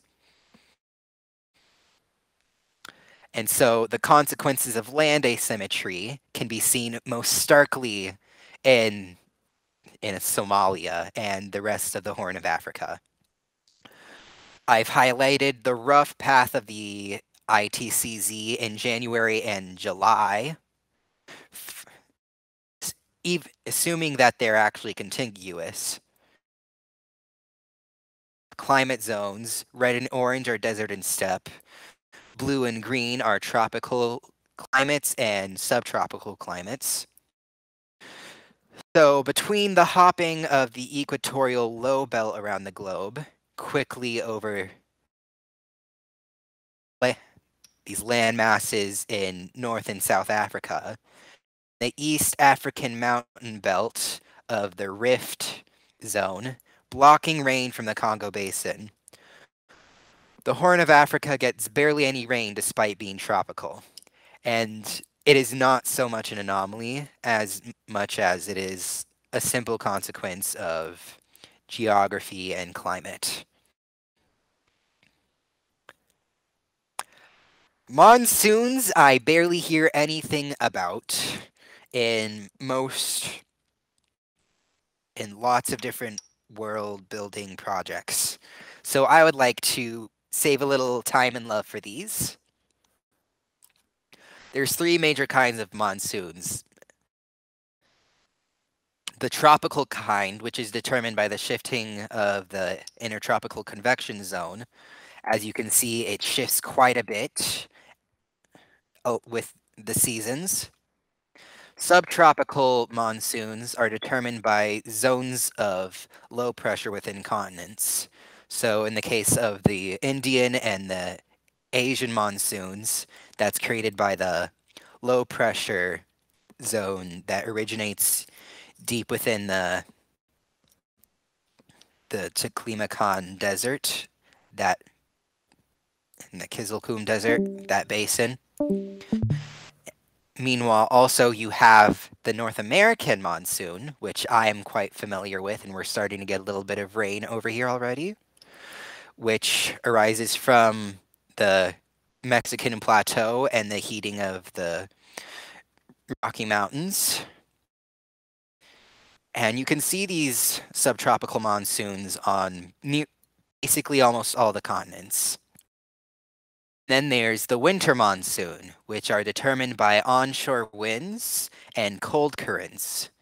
And they're usually combined with opposing summer monsoons to their east and more equatorward than them. And why particularly those directions? So, hang on, I'll point out these red spots indicate winter monsoon areas, and these green spots too. So you can see how they're pretty closely connected to each other. Those directions are due to what is probably something called the Rodwell-Hoskins mechanism. It's also called the monsoon desert mechanism. Anticyclones, which are high-pressure systems, form when large masses of air cool and become denser. This usually happens during winter. Their rotation is opposite to cyclones, so they move clockwise in the northern hemisphere and counterclockwise in the southern hemisphere. This particular wind pattern draws in moist, cool air from the coast, specifically the western coast of continents, and that creates winter monsoons. The process reverses during the summer. Summer monsoons induce descent of air to the west of them, which produces hotter, drier offshore winds. This mechanism frequently self-interacts, which creates desert in the shadow of a monsoon climate. So you have the Thar Desert in India, which is right next to the monsoon climate in the east. I am definitely oversimplifying this, but it's responsible for the existence of much of the world's Mediterranean climate zones, most notably the eastern Mediterranean basin, which is directly connected to the Indian monsoon. So I am now done with the biotic interactions, and I'm skipping into the abiotic interactions, and I'm moving on to biotic interactions, which are significantly more interesting in my opinion. I don't know about you. So these are effects. Just before we we're get into the running biotic, out of time. A bit over time, but as the entire schedule has shifted by 10 minutes, you're just within time. I need to do a quick call out. Is Elizabeth Wales, who's presenting next, are they actually in the chat? Because I haven't seen them since the start of the Specposium, so I'm just checking if they're actually there. Because if they're missing, then that means there's a 30-minute time slot. Elizabeth Wales, are you in the chat?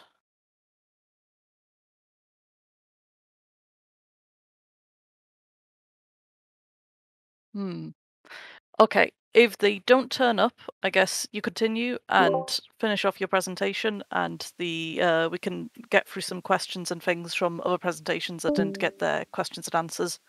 And then maybe start the next one early once all the questions are cleared through. Yep. So tell us about the biotic interactions. Thank you. So, fog drip is one very interesting biotic interactions between two ecosystems. They can create ecosystems that defy local climate patterns and increase moisture in the landscape all the way down the watershed. Two places which are fairly close to each other. Coast redwood forests are technically in a Mediterranean climate zone, but the actual water is and the environment is much higher because it gets as much as 1/3 of their annual water input from fog drip in the coast redwoods.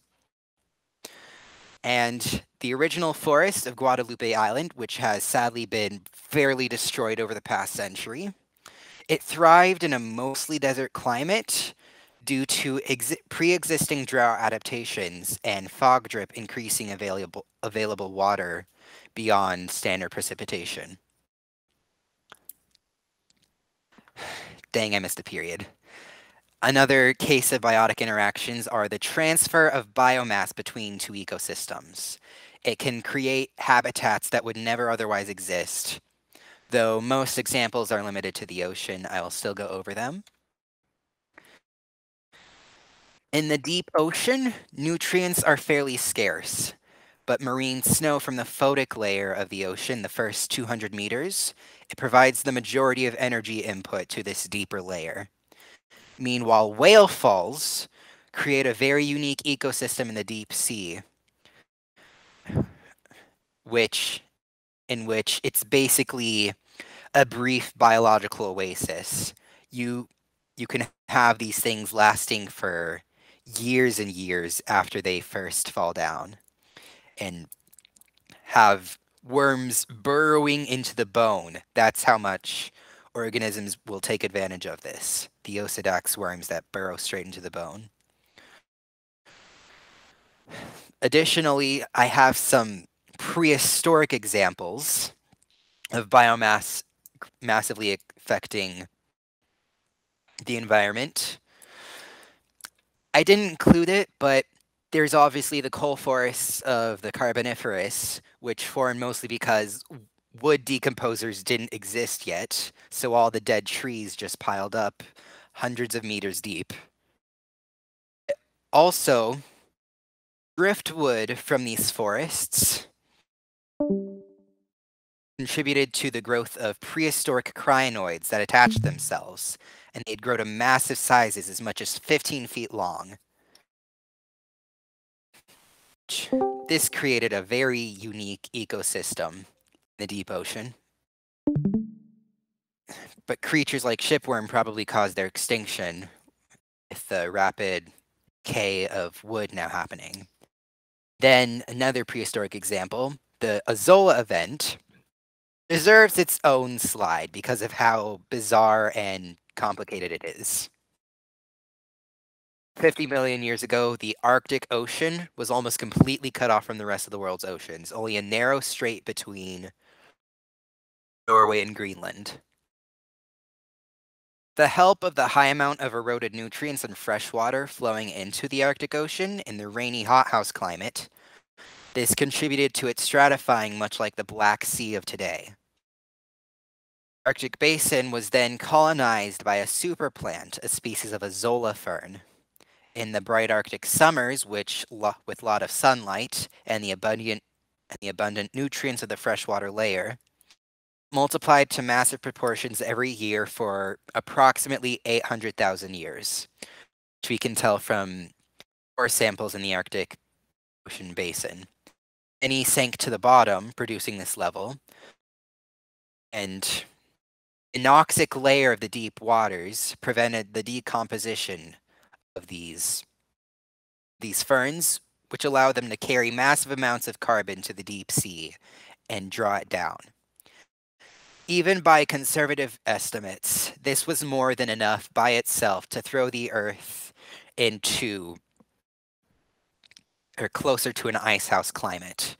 Atmospheric CO2 dropped from 3,500 parts per million to a sixth of the original 650 parts per million. So you can have very weird specific events like this that completely change the composition of the atmosphere and completely alter the climate of the planet, all thanks to a little species of aquatic fern that's probably the size of this mouse. Okay, I am officially done. Does anybody have any questions specifically?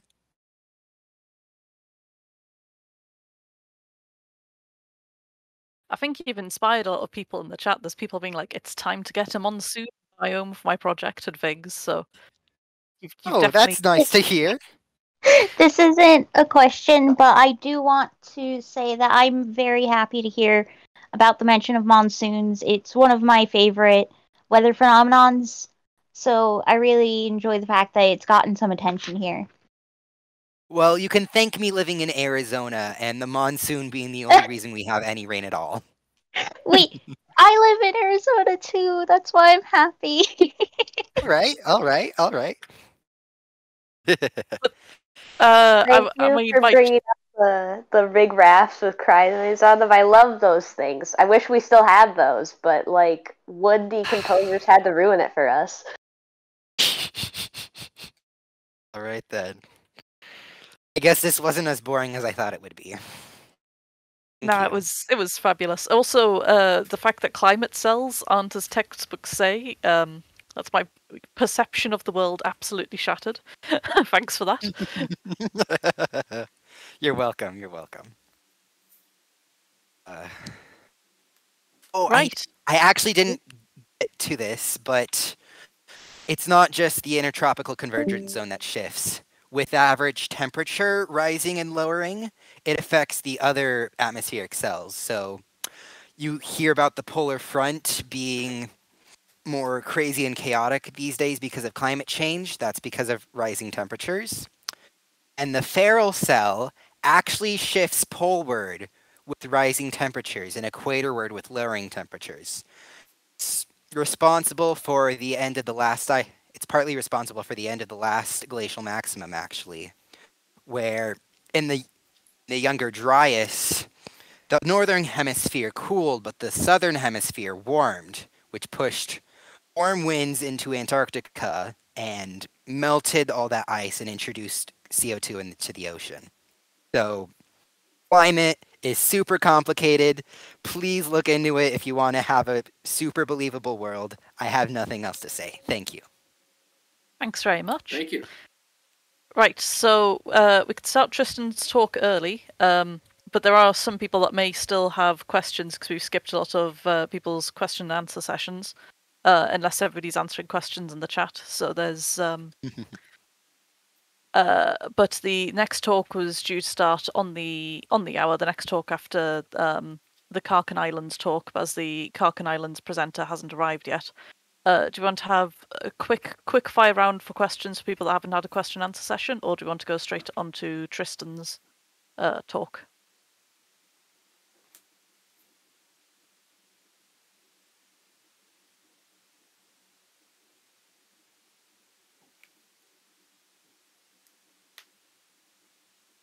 Let's give the chat a moment to reply.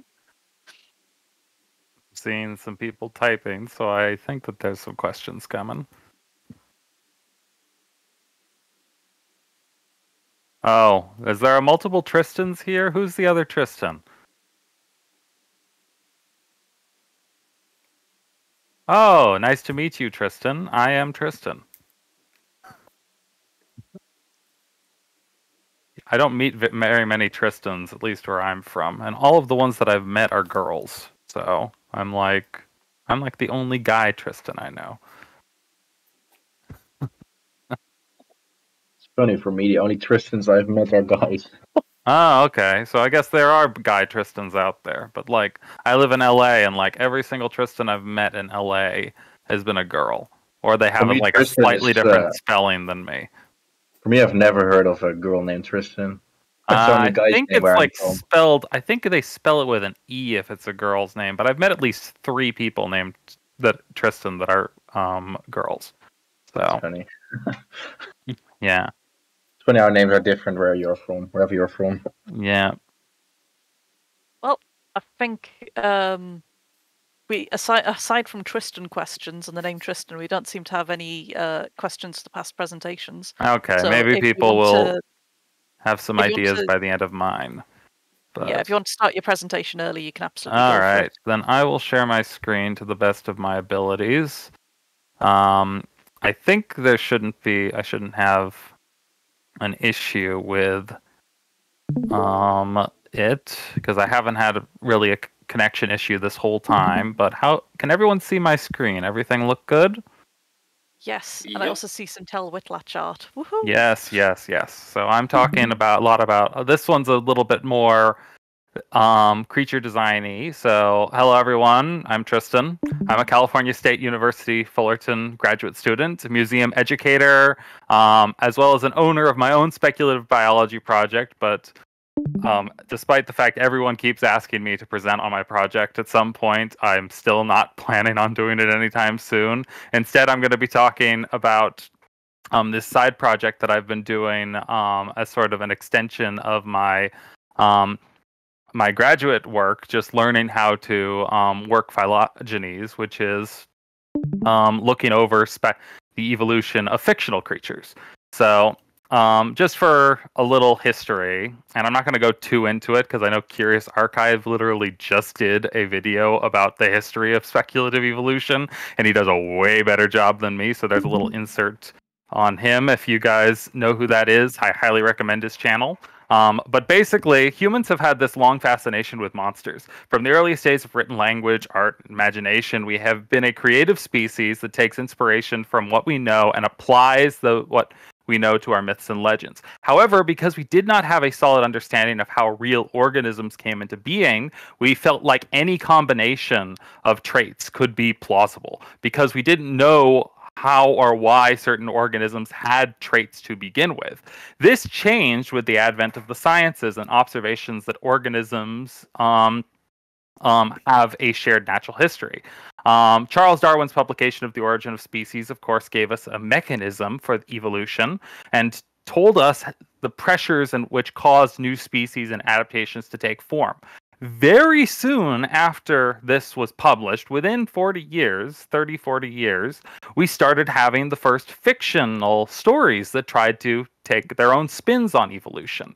Of course, very famously, there were authors like H.G. Wells, who wrote The Time Machine, which is oftentimes considered to be one of the first cases of speculative evolution. He specifically wrote about the future of human evolution, as well as evolution in the distant future, so like millions of years ahead, millions to billions of years. There's also a number of stories coming out by Edgar Rice Burroughs at this same time, which talk about not just alien evolution, but alternative histories where you have surviving dinosaurs that have their own evolutionary stories and scenarios. And evolution is specifically stated to be a driving force on all of these organisms and where they come from. So this changed how we sort of told stories. Our stories started becoming more based on how we understood the natural world itself. And nowadays, we live in a world where evolution is commonly stated in a large number of projects and is stated to be the driving force of how a lot of creatures evolved. All of these stories that you see here have evolution outright stated in some part of their lore, whether it's an ambiguous book or some other part of stuff. All of the creatures that are from these mediums evolved under natural selection. But despite that, we don't really see how that evolution took place. We're seeing the end members. We're seeing the end result of a long evolutionary story. We're not seeing the intermediates. We're not seeing what stages these certain evolutionary traits evolved. It's sort of telling when we have all of these stories that use evolution in order to flesh out their worlds and give us these creatures.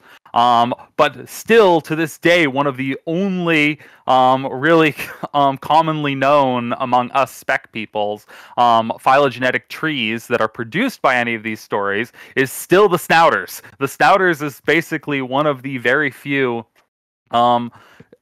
speculative biology projects that is very easy to digest, I guess, from people. Well, it's written very dryly, but it was the first example of this to be sort of presented to the natural public that gave us a phylogenetic context for the creatures themselves. So we actually have a phylogeny for these animals, which you still don't get that even with all of these other stories. And I don't know if that's because of a inherent disconnect with people, not able to really understand how phylogenies work and how to create them themselves, or if there's some other sort of like hidden issues. But it hasn't stopped people from trying to figure out the evolutionary stories of a lot of creatures. So for example, Pokemon is a common example of this. A lot of people like to create phylogenies and stories about how Pokemon evolved and how Pokemon became a thing.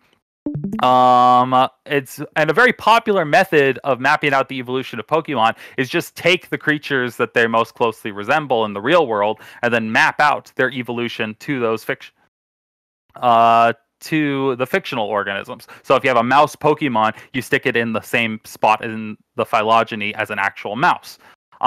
There are some problems with this. Most notably, Pokemon are not one-to-one examples of real-life organisms. So for just a couple examples, you have many types of Pokemon that take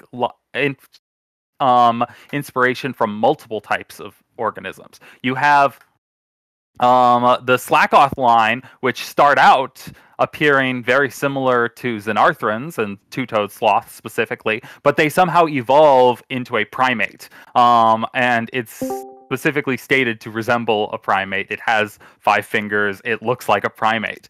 So you have an evolution from one lineage to the other. Similarly, you have the same thing going on with Carvana. It's a ray-finned fish evolving into a cartilaginous fish, according to this these models, which again, that's not really what happens in actual organisms. You don't have creatures jump clades when they're growing up. So what do you take from as sort of the inspiration from this?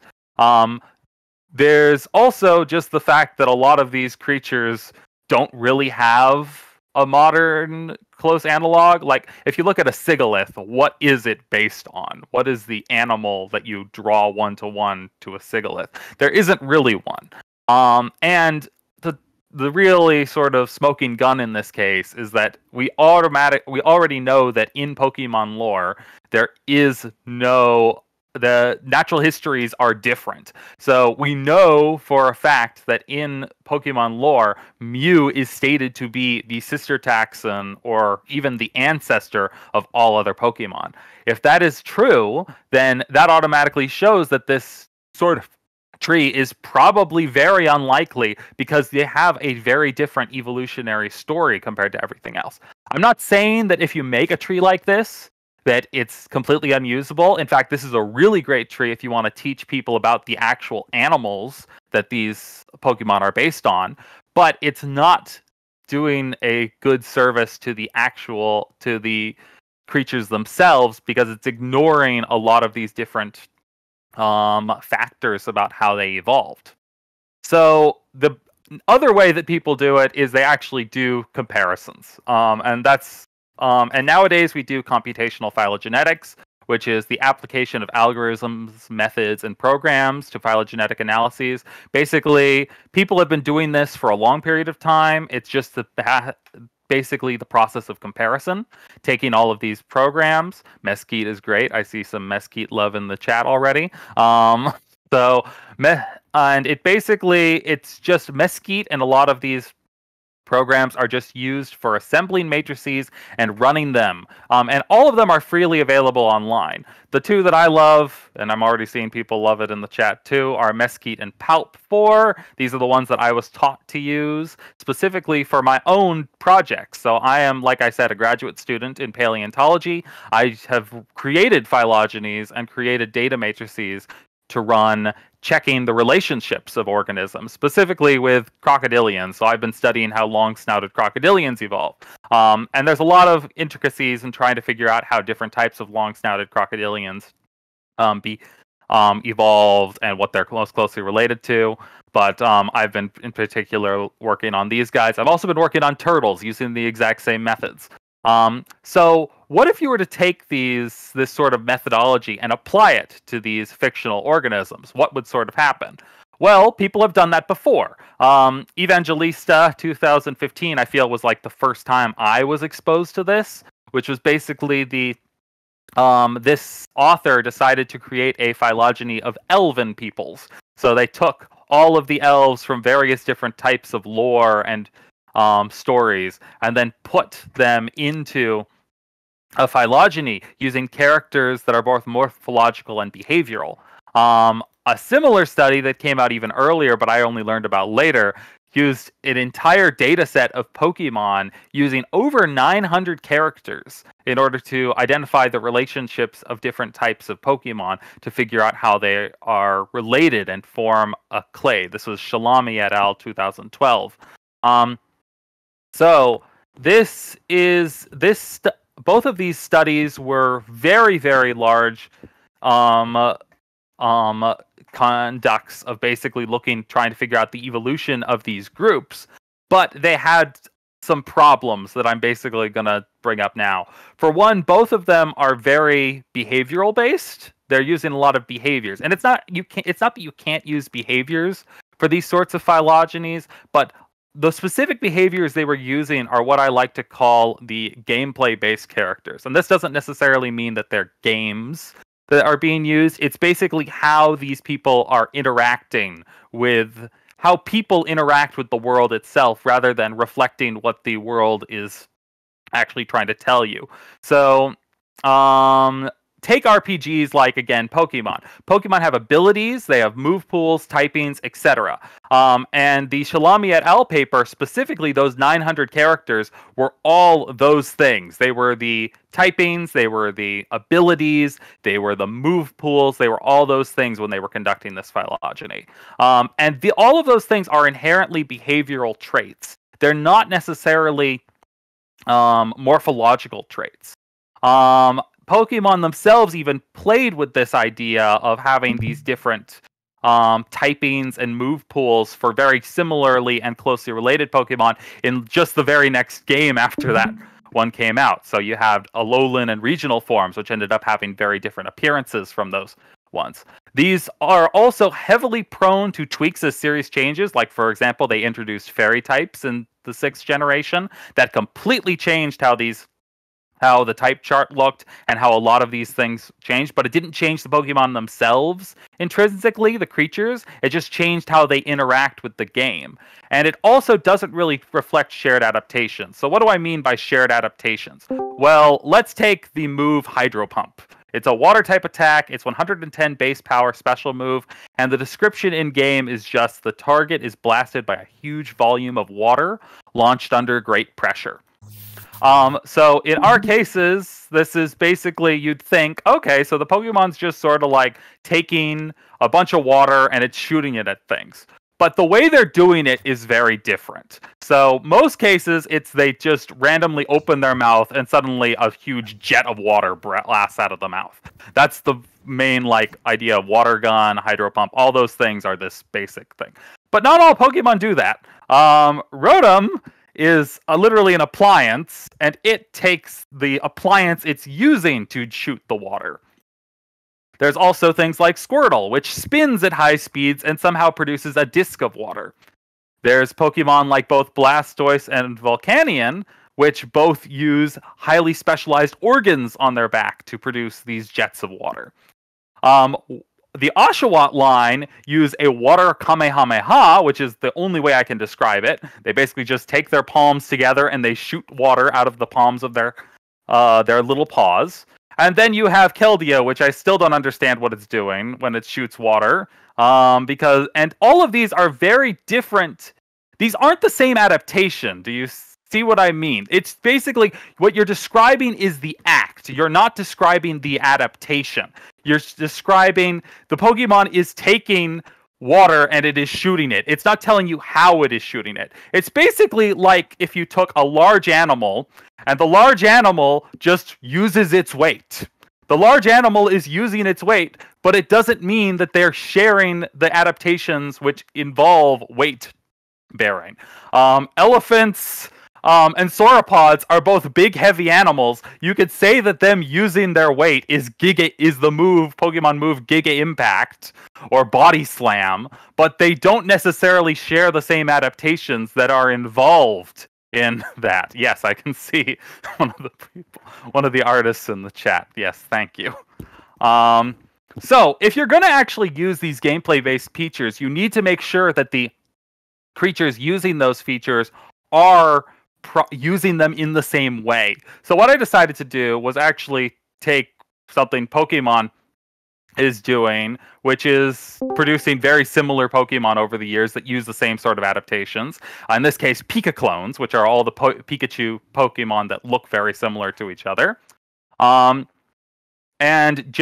They all basically generate electricity and do their behaviors in a very similar ways. They're all at least partially yellow. They generate electricity through their cheek pouches. They have these big ears and tails, walk bipedally but run quadrupedally, and have faces that are built to sell as many toys as possible. So it's pretty clear that they probably share some sort of recent ancestry. So if you were to take a phylogeny and run it with these Pika clones, you'd probably get a general idea of their relationships based on their shared behaviors and the adaptations in that. So basically, I'm saying limit your specializations to things that are comparable. Don't compare things that are very wide-ranging. So when I actually took a character matrix and I ran it with just Pika clones, and I used Mew as the outgroup because it's like the best thing to an outgroup we can really get for a lot of Pokemon. This is the topology I got, and I actually got some pretty decent numbers. So you don't normally see numbers this high with any sort of project, even like paleontology. And I specifically want to zoom in on the bottom right here, because you get a really interesting story with these 4 tacks at the bottom. So all 4 of these are actually interesting because you can actually tell something about them from the geography of the Pokemon world. So we don't know very much about the geography of the Pokemon world. Very little is actually specifically stated, but what we do know is that the first 4 regions are part of the same landmass. That has been directly stated in both the games, in the anime, and a lot of other things, and it's very likely that this landmass is just Pokemon version of Japan, because all of those regions are named after regions of Japan. And what you specifically see in this assemblage at the bottom, this group that has a 77% bootstrap support, is that they all share the same landmass, and they're all specialized to the environments they're part of. So you see at the very top, Pachirisu, which is a cold-adapted species. Sinnoh in the real world is a very cold environment, and Sinnoh in the Pokemon games is a cold environment. You have Pikachu itself in the middle, which is a more temperate sort of environment. And then the only tropical-ish parts of Japan is the Hoenn region, which is very warm. So you could potentially say that you have a Pokebiogeography case. You have this cold-adapted species that's very fluffy. You have a more temperate species. And then you have a large biodiversity in the south, which allows multiple species, closely related species, to coexist together. So this is actually, you're able to take data and then run it through a phylogeny, and then come up with something from this. So this is, this doesn't, I'm going to be clear right now, that Game Freak, this doesn't necessarily mean Game Freak has had this, has a hidden fact, shrouded away from us since the mid-1990s. But what I'm saying is that the data presented to this tree says that it is most likely. So people can make claims about fictional canon in this universe. So many people make claims about this sort of data without the data backing it. But in this case, you can actually test stuff based on the data available, which is pretty neat. So the other way that you can sort of judge the relationships of organisms, and the way that I prefer doing, is morphology based. So you actually take the morphology of an organism, which is something that we use in widespread in the biological sciences, and sort these sort them based on shared traits in their anatomy. This is most applicable to fictional organisms because we tend to interact with them through a visual or a descriptive medium. So so when you see a monster or something in a video game, you're seeing all of its features. But sadly, this also requires detailed descriptions of the organisms in question. So when you're actually looking at these organisms, and finding these descriptions, you run through all this data to figure out what they are. Am I making sense? I'm sort of rambling a little bit because I'm getting a bit excited. This is cool stuff. But so if you were to take actual morphological data from fictional species and run them through a phylogeny, what is going to happen? And hopefully you'll get an evolutionary scenario, and hopefully it's a plausible one. So I decided to actually take Monster Hunter as an example. So I really love the Monster Hunter franchise. The Monster Hunter franchise is one of the big franchises that I've enjoyed for a long period of time. And I've been making creatures and I've been making data sets for the phylogeny for at least from Pokemon for at least the past like 8 months. And over that time, I've assembled about 6 or 7 data matrices for Monster Hunter phylogenies, and there's many more on the way. I've gotten really familiar with the anatomy of the monsters and the specific models and methods that Capcom uses to bring them to life, and as a result, I've been using them a lot in my analyses. But something cool that Capcom has already done for me in the Monster Hunter franchise is they actually don't just have a good eye for the anatomy of the creatures and designing monsters, but a decent understanding of evolutionary processes as well. Monster Hunter is another franchise of these very, very few examples where they actually provide a phylogenetic tree for their evolutionary stories. Many of these trees are sadly untranslated officially, but there are many passionate people online that translate them for me. For example, this here is a brute wyvern phylogeny. And brute wyverns are these dinosaur-like bipedal monsters from the franchise and their evolution. However, as you've already noticed, there's not really a structure to this phylogeny. Outside of a couple of things. There's 2 major clades. There's one right here and one right here. And at the base, it's this thing called a polytomy, a big polytomy, which basically means that the rest of the relationships are unresolved. So we don't know what is more closely related to what at the base of the tree. However, we do have one thing that's not part of the polytomy, and that is Devil Joe. Devil Joe is specifically stated in the lore to be the basalmost, or the earliest branching brute wyvern. So it's actually the most primitive, according to this data. To the data set. So I can use that as a starting point. Devil Joe can be my outgroup if I was actually running a phylogeny. And then I can take the rest of these species and then run data through them to figure out how they're related to each other. So what I did, that's exactly what I did. I decided to take as many of these brute wyverns as I possibly could find data from, and I coded them for everything I could possibly think of that would be important to an evolutionary context and actually reflects the anatomy of the animal and not like some covering or some other thing that maybe they're doing behaviorally. In the end, I had 13 taxa and 73 morphological characters. And I'd like to give a special shout out to the modding community for several resources needed to assemble this data set. There's a lot of really great options available online to get this data and provide, and that keeps me from having to like boot up the game every time I want to check something. And this is what I got. When I ran that phylogeny, I got a really, really strong consensus tree, and bootstrap support was also relatively high. It wasn't as high as in the Pika clone one, but it still was pretty strong. And you can already see that there's some interesting trends that show up in this phylogeny. First of all, you have an early grade of these Tyrannosaur-like monsters. They're all sort of like typically dinosaurian with very few extreme adaptations in their body. They're predatory with pronounced and elongate jaws, with these very, very sharp teeth, and they show very little armor plating with mostly fine scales and skin. These are all exclusively big terrestrial carnivores. They're all very Tyrannosaur-like in their appearance and their behavior in the games. However, things start getting interesting when you get down towards the bottom. You see Glavinus. Glavinus shows this foreshortening of the face and is the first occurrence of heavy armor plating in the lineage. It's also predatory like the earlier groups, but incorporates biomineralization into the building of its tail.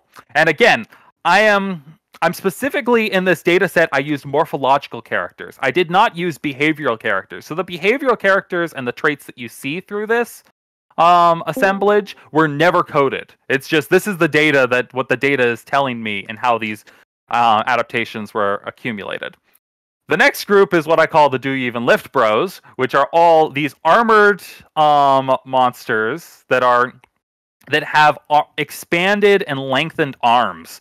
So the arms are a huge chunk of these animals' anatomy, and they get really, really proportionally bulky. And also something interesting is that they all have elongate claws compared to the rest of these other species. If you look earlier, a lot of them have very short claws that represent a minority of the digit length. All of these guys have claws that represent the majority of the digit length. So and in fact, you can't see it here underneath Brachydios, but there's claws are available. This is interesting because all of these animals at least are partially diggers. Baroth is a digger. It digs and burrows, and it's also partially semi-aquatic. Garanzi Burazu, which is a frontier monster, has these large claws on these long forelimbs, and it uses also for digging. It's also stated to be semi-aquatic as well in the lore, but we never see it do that. And then Brachydios, it is not ever shown as a aquatic animal, but it shows all of these pre-adaptations, which suggests that it might have evolved in the context of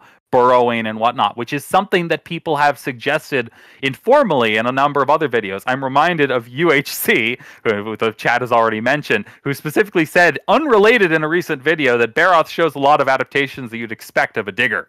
Baroth and, not Baroth, but Brachydios shows these adaptations.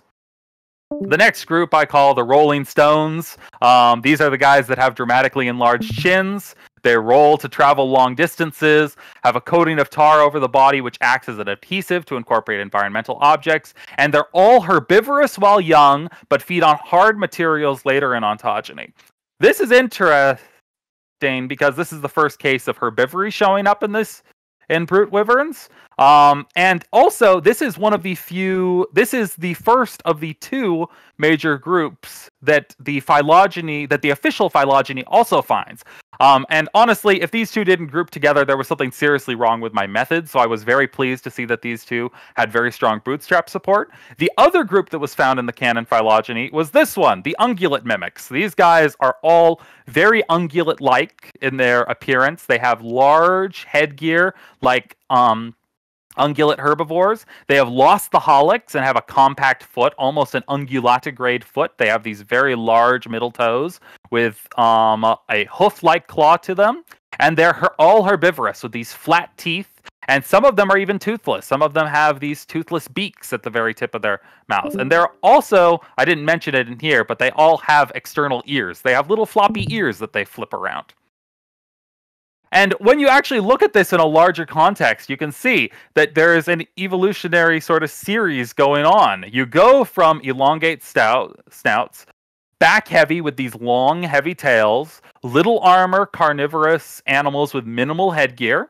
And then as you get further down the tree, towards the bottom, you see more adaptations to shorter snouts, front heavy bodies, which are more muscular towards the front.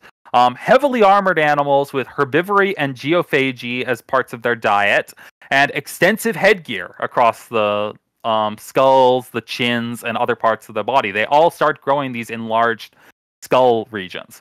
So you're actually able to test this in which on fictional creatures. These are all made up, but you can run these phylogenies and you get a tested relationships on how these animals are seemingly related to each other, which is really cool because it means you can test other things. And a lot of you might have noticed already, but I left two areas blank up here, and that's because when I include other groups into this phylogeny, this topology does not change if you include or exclude these groups. You still get the same story. But if you include other groups like the bird wyverns, you actually see that they show up within the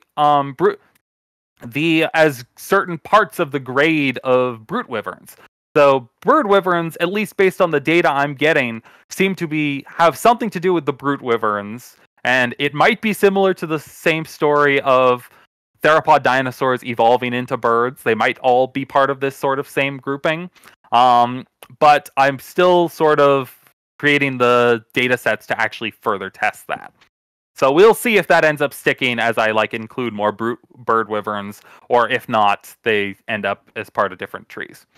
So, in conclusions, the discovery of evolution by natural selection forever changed how fictional creatures are presented. Before, you could just sort of present whatever the heck you wanted. Nowadays, if you want to tell a hard science story, it's hard to ignore science and natural selection and those sorts of organisms.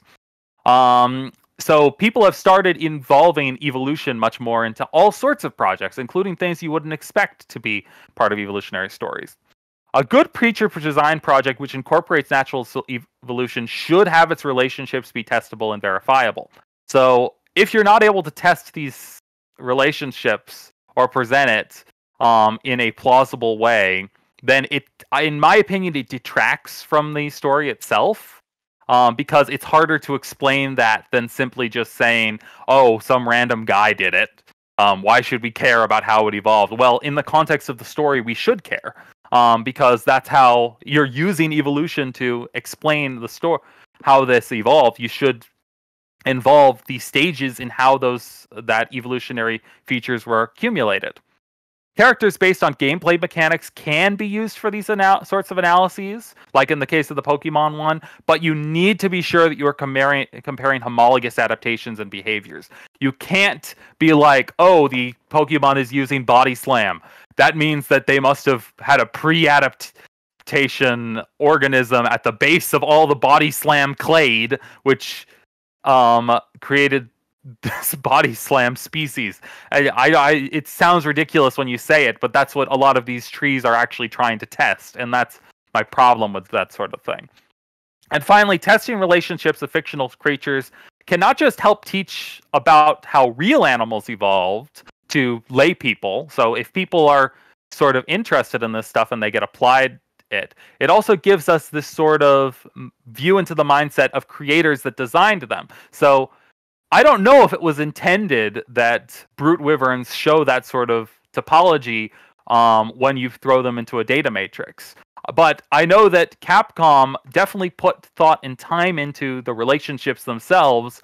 Otherwise, you wouldn't have the smaller clades popping up. You wouldn't have this herbivorous clade that all look like bovids. You wouldn't have this clade of armored groups that are starting to show up with these big arms. They wouldn't show up if you didn't have the sort of intentions of the creations.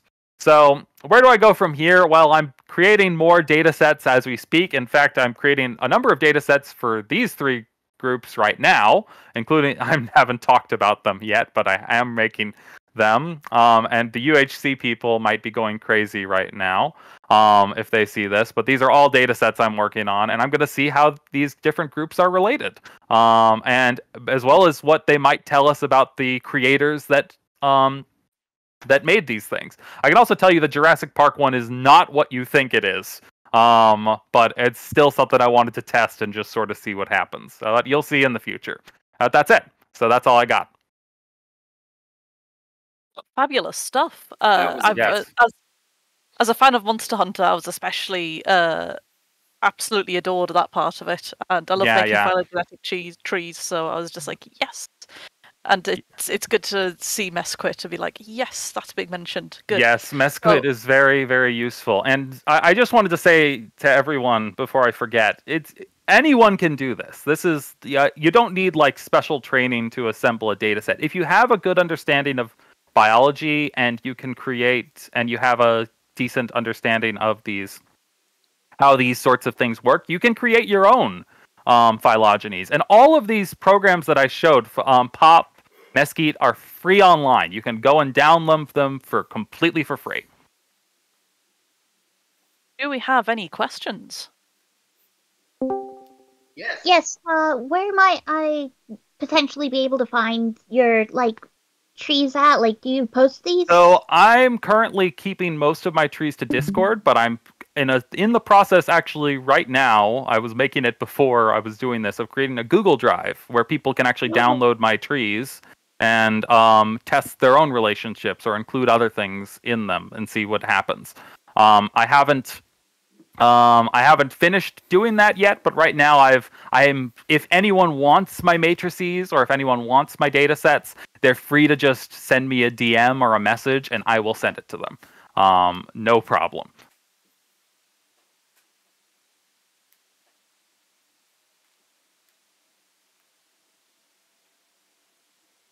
Any more questions?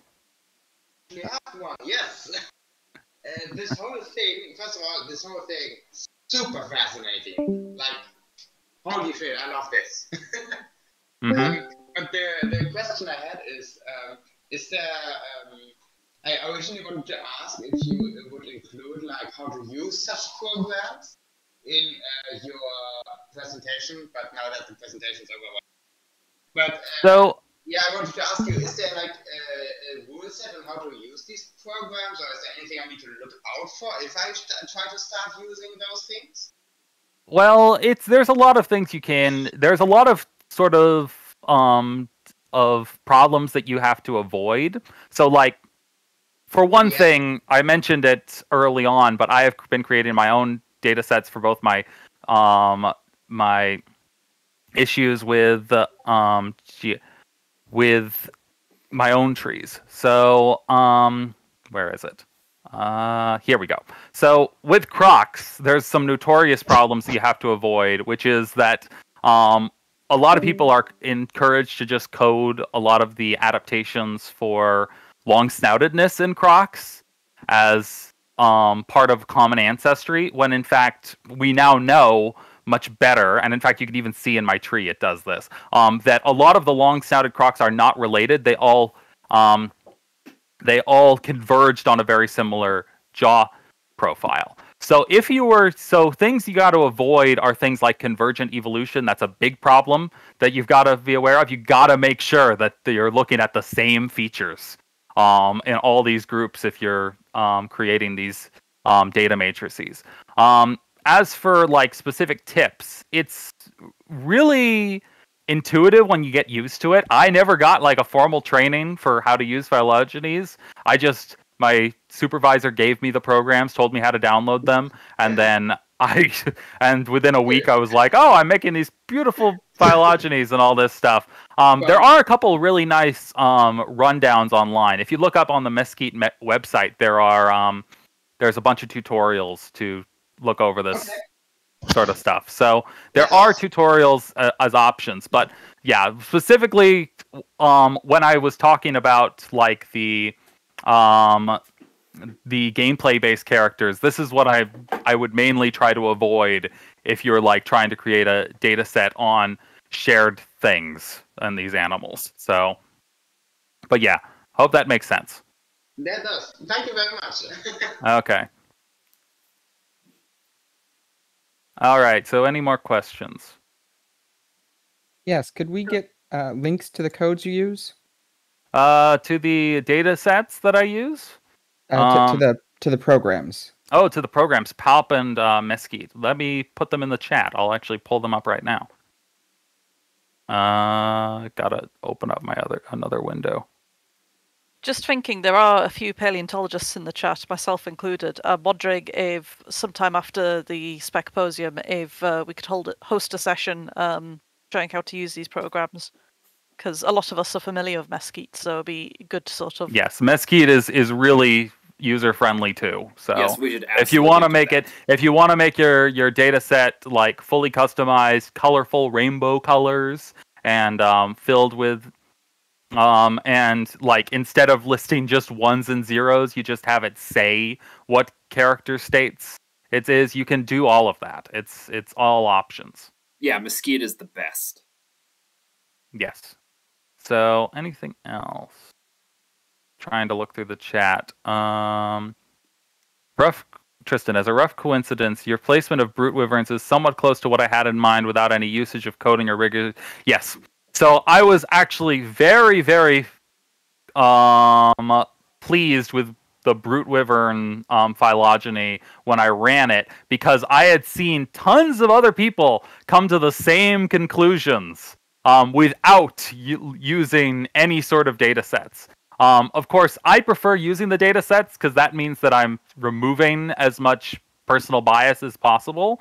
But the fact that I'm getting this grouping of these guys and a ton of other people have gotten the same grouping, just completely independent, it was pretty reassuring for me. I was very happy when I got that assemblage. And I don't always get that with a lot of these groups. Like I tend to see a lot of people that like get certain groupings of flying wyverns, for example. I'm working on flying wyvern phylogeny right now. Those are like dragons. And those ones, it's really hard to figure out what's going on in there, and I'm very unconvinced by a lot of the arguments that other people have made, because the support that I'm getting for like structure in that tree is very poor. So I'm at the point where I'm kind of questioning if they're a natural group to begin with.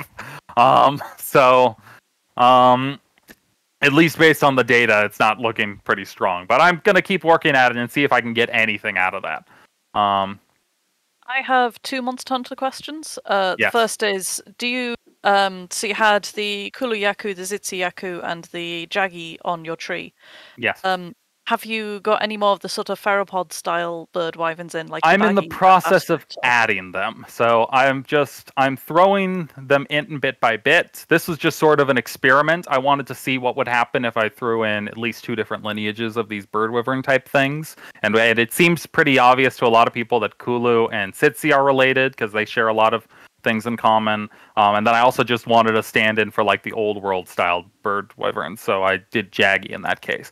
But I did actually include a couple other groups like Baggy and whatnot in a couple of my other trees, and they just grouped up like next to this Jaggy and Anjanath clade. So They were in that like area. But honestly, I wouldn't be surprised if a lot of these small bird wyverns are just like a series of small species of monsters that are in the middle of this mess of big brute wyverns. So like you might be seeing many independent evolutions of gigantism or dwarfism in a lot of these groups. And my other question, bird wyverns again. There's some bird wyverns that don't look like theropods, like the puke, Yes. and ones like that. Have you found whether they're more closely related to flying wyverns, or do you think it's a case they've independently evolved flight while still being bird wyverns? I'm gonna see what happens when I get to those guys. I haven't actually started working with stuff like puke yet, but I'm very curious on where they show up, because I know that some people have tried to figure out like puke's relationships, because it's a very weird bird wyvern in general. It doesn't look like a bird. It doesn't look like a theropod wyvern. The only thing that I think makes it a bird wyvern is the fact that it has little fluffy feathery bits on it. And I want to see like how reinforced that is when I stick it into some of these trees. A lot of these trees, like I said, are very much work in progresses. I'm gonna make a dedicated bird wyvern tree and throw brutes into that one and see what happens in that case. But yeah, right now I can't really answer that because I haven't directly tested it yet. We look forward to you finishing. Yeah, that. maybe next year I'll have a whole bunch more trees to show you guys. But I was very happy that I could get trees this big to begin with. Like you don't hear about like 73 morphological characters in fictional trees a lot. Like that elf phylogeny I was talking about only had 7 or 8 morphological characters, and that one was published. So there's I'm trying to create big data sets. I've made data sets ranging from only 30 characters to the biggest one I'm working on right now has over 200 characters. So I have another question. Yeah. And can you go back to that point where you listed up like all the stuff you used, like the factors you used, like jaw length? Yeah, right here. And I wanted to ask you, like, with claw length, jaw length, etc., is that like length as in it is this and this meters or centimeters long, or is it length in relation to the rest of the body? It's in relation. Normally, it's in relation to other parts of the body that are easily comparable. Like in the case of brute wyverns, I did the comparison for like claws for one example.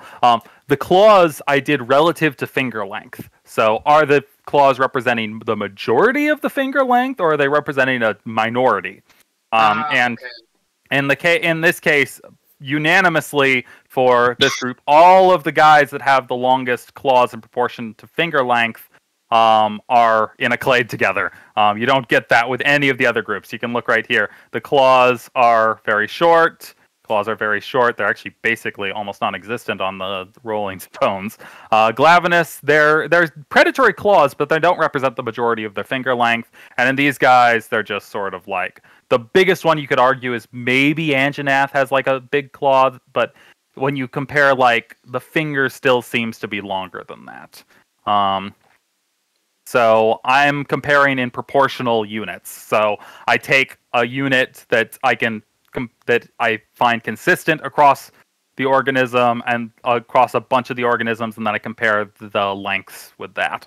So, but you can do it in other ways. You could, like, for example, I just felt like that was the easiest way to compare, because if you have like a big brute wyvern and a tiny brute wyvern, the tiny one is going to, of course, have a shorter claw length than the big one. So I decided to compare it that way. All right.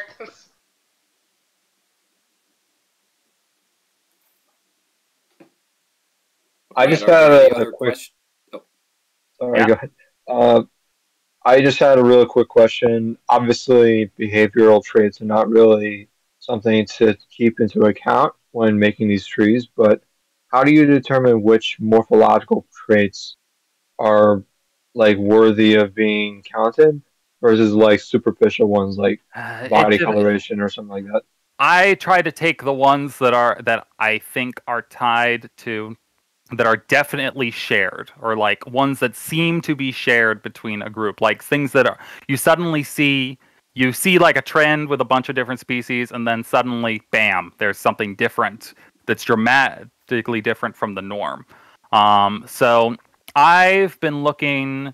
So for the example of for behavioral characters, going back to Pokemon now, let me try to figure it out. So behavioral, I specifically was a bit iffy on, because I specifically think that using things like attacks in Pokemon or abilities in Pokemon are more behavioral than they are telling you that they have an adaptation.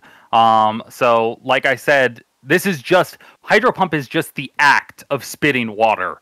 But the way that they spit water are very different ways. So you're seeing very different adaptations over the body that are specifically for spitting water. The behavior is not the thing that you're testing if the animal spits water when you code Hydro Pump. You're not testing how the water is being spit out, or where it's coming from, or if there's any specific organs that are producing the water or pressurizing it and shooting it out. You're just testing that it's using water. Right, because you could be ignoring some other Pokemon that could use those same organs for an entirely different function. Exactly, and like for the Pikachu clade that I grabbed, I only did a Pika clone clade because you can specifically point to shared adaptations for generating electricity and doing certain behaviors. In all of these cases, they have these cheek pouches which are specifically stated to generate the electric currents that they're producing. And that's a specific morphological trait that you can be like, okay, these guys are all doing the same sort of thing with the cheek pouches producing electricity. So yeah, there's probably a relationship there. I'm not like, I wouldn't like do this with like, say, Luxray. I wouldn't throw Luxray into here and say, oh, it's with the same sort of data set, because it's not generating electricity the same way. Luxray is generating electricity, as far as we can tell, from a very different method. It doesn't use these electric cheek pouches. Same with like Zapdos or any other electric Pokemon you can think of. So that's like, I think, one example. Did I answer your question? Was that basically what you wanted? Yeah, I guess what I'm really getting at is like, how do you determine like that a trait that is similar between two species is not down to convergent evolution when you're making these convergent evolution? So that would be tying back to my long-snouted comment with the Gharials. So we do know that convergence is rampant in a lot of species, and it happens quite a lot in a lot of organisms. But when you're working on morphological data sets, that's always a concern, and it happens a lot. And a lot of groups of scientists can only work on morphological characters. Paleontology is only a morphological science for the most part. You can't really use proteins or molecular. You can't use anything else. So you're basically just hoping that you're not seeing rampant convergence in a lot of these groups. I say that with like a discredit to paleontologists. Paleontology is what I do for my groupings, but and in my trees if I don't take into account convergence, you're gonna get a lot of these long-snouted forms forming a clade together, and that's just what's gonna happen. But you can only do the best you can, and in this case, I'm doing actual scientific methods that people use to test relationships on these organisms, and that's all I can do. Like, maybe for all I know, Capcom's gonna come out with a phylogeny in next week, which completely says that all of my trees are wrong. And that's all I can really do, because Capcom is Capcom, and Capcom is the one that came up with the franchise, and they're the ones that know all the canon better than anybody. So who's to say that my tree isn't wrong? All I can do is base what I see on the data. So yeah, that's all I can do. All right, I understand. Thank you very much. This talk was fantastic. All right, thank you. I appreciate that. I'm glad it wasn't as dull as I was worrying it was. Awesome. So, thank you so much for that talk. It was great. And yes. I'll and, exit out of here so you don't have to see Ergen's scary face. No worries. But yeah, we definitely should hold a phylogeny session on here sometime. So I guess that concludes the Specposium for today. We will be continuing tomorrow, starting at 7:50 GMT. All right, sorry, I'm mixing up with my own time zone. Sorry. It's starting at 2:50 GMT, so that'll be 3:50 BST, CAT, and actually I could read out all the time zones. Hang on. So we're starting at 2:50 GMT, which is 7:50. Hang on, is it 7:50 PST or is it? Yes, yeah, it's 7:50. Oh, right, I've got all the times wrong on the thing then. Whoops. But yeah, just compare your time zone to the GMT/UTC. So it's 2:50 at that time, whatever it is in your time zone. And we will pick up tomorrow. And hopefully I have more sleep. Thanks everyone for attending today. Yeah, thanks for attending. Thanks for all these awesome presentations, and we'll hope to see more tomorrow.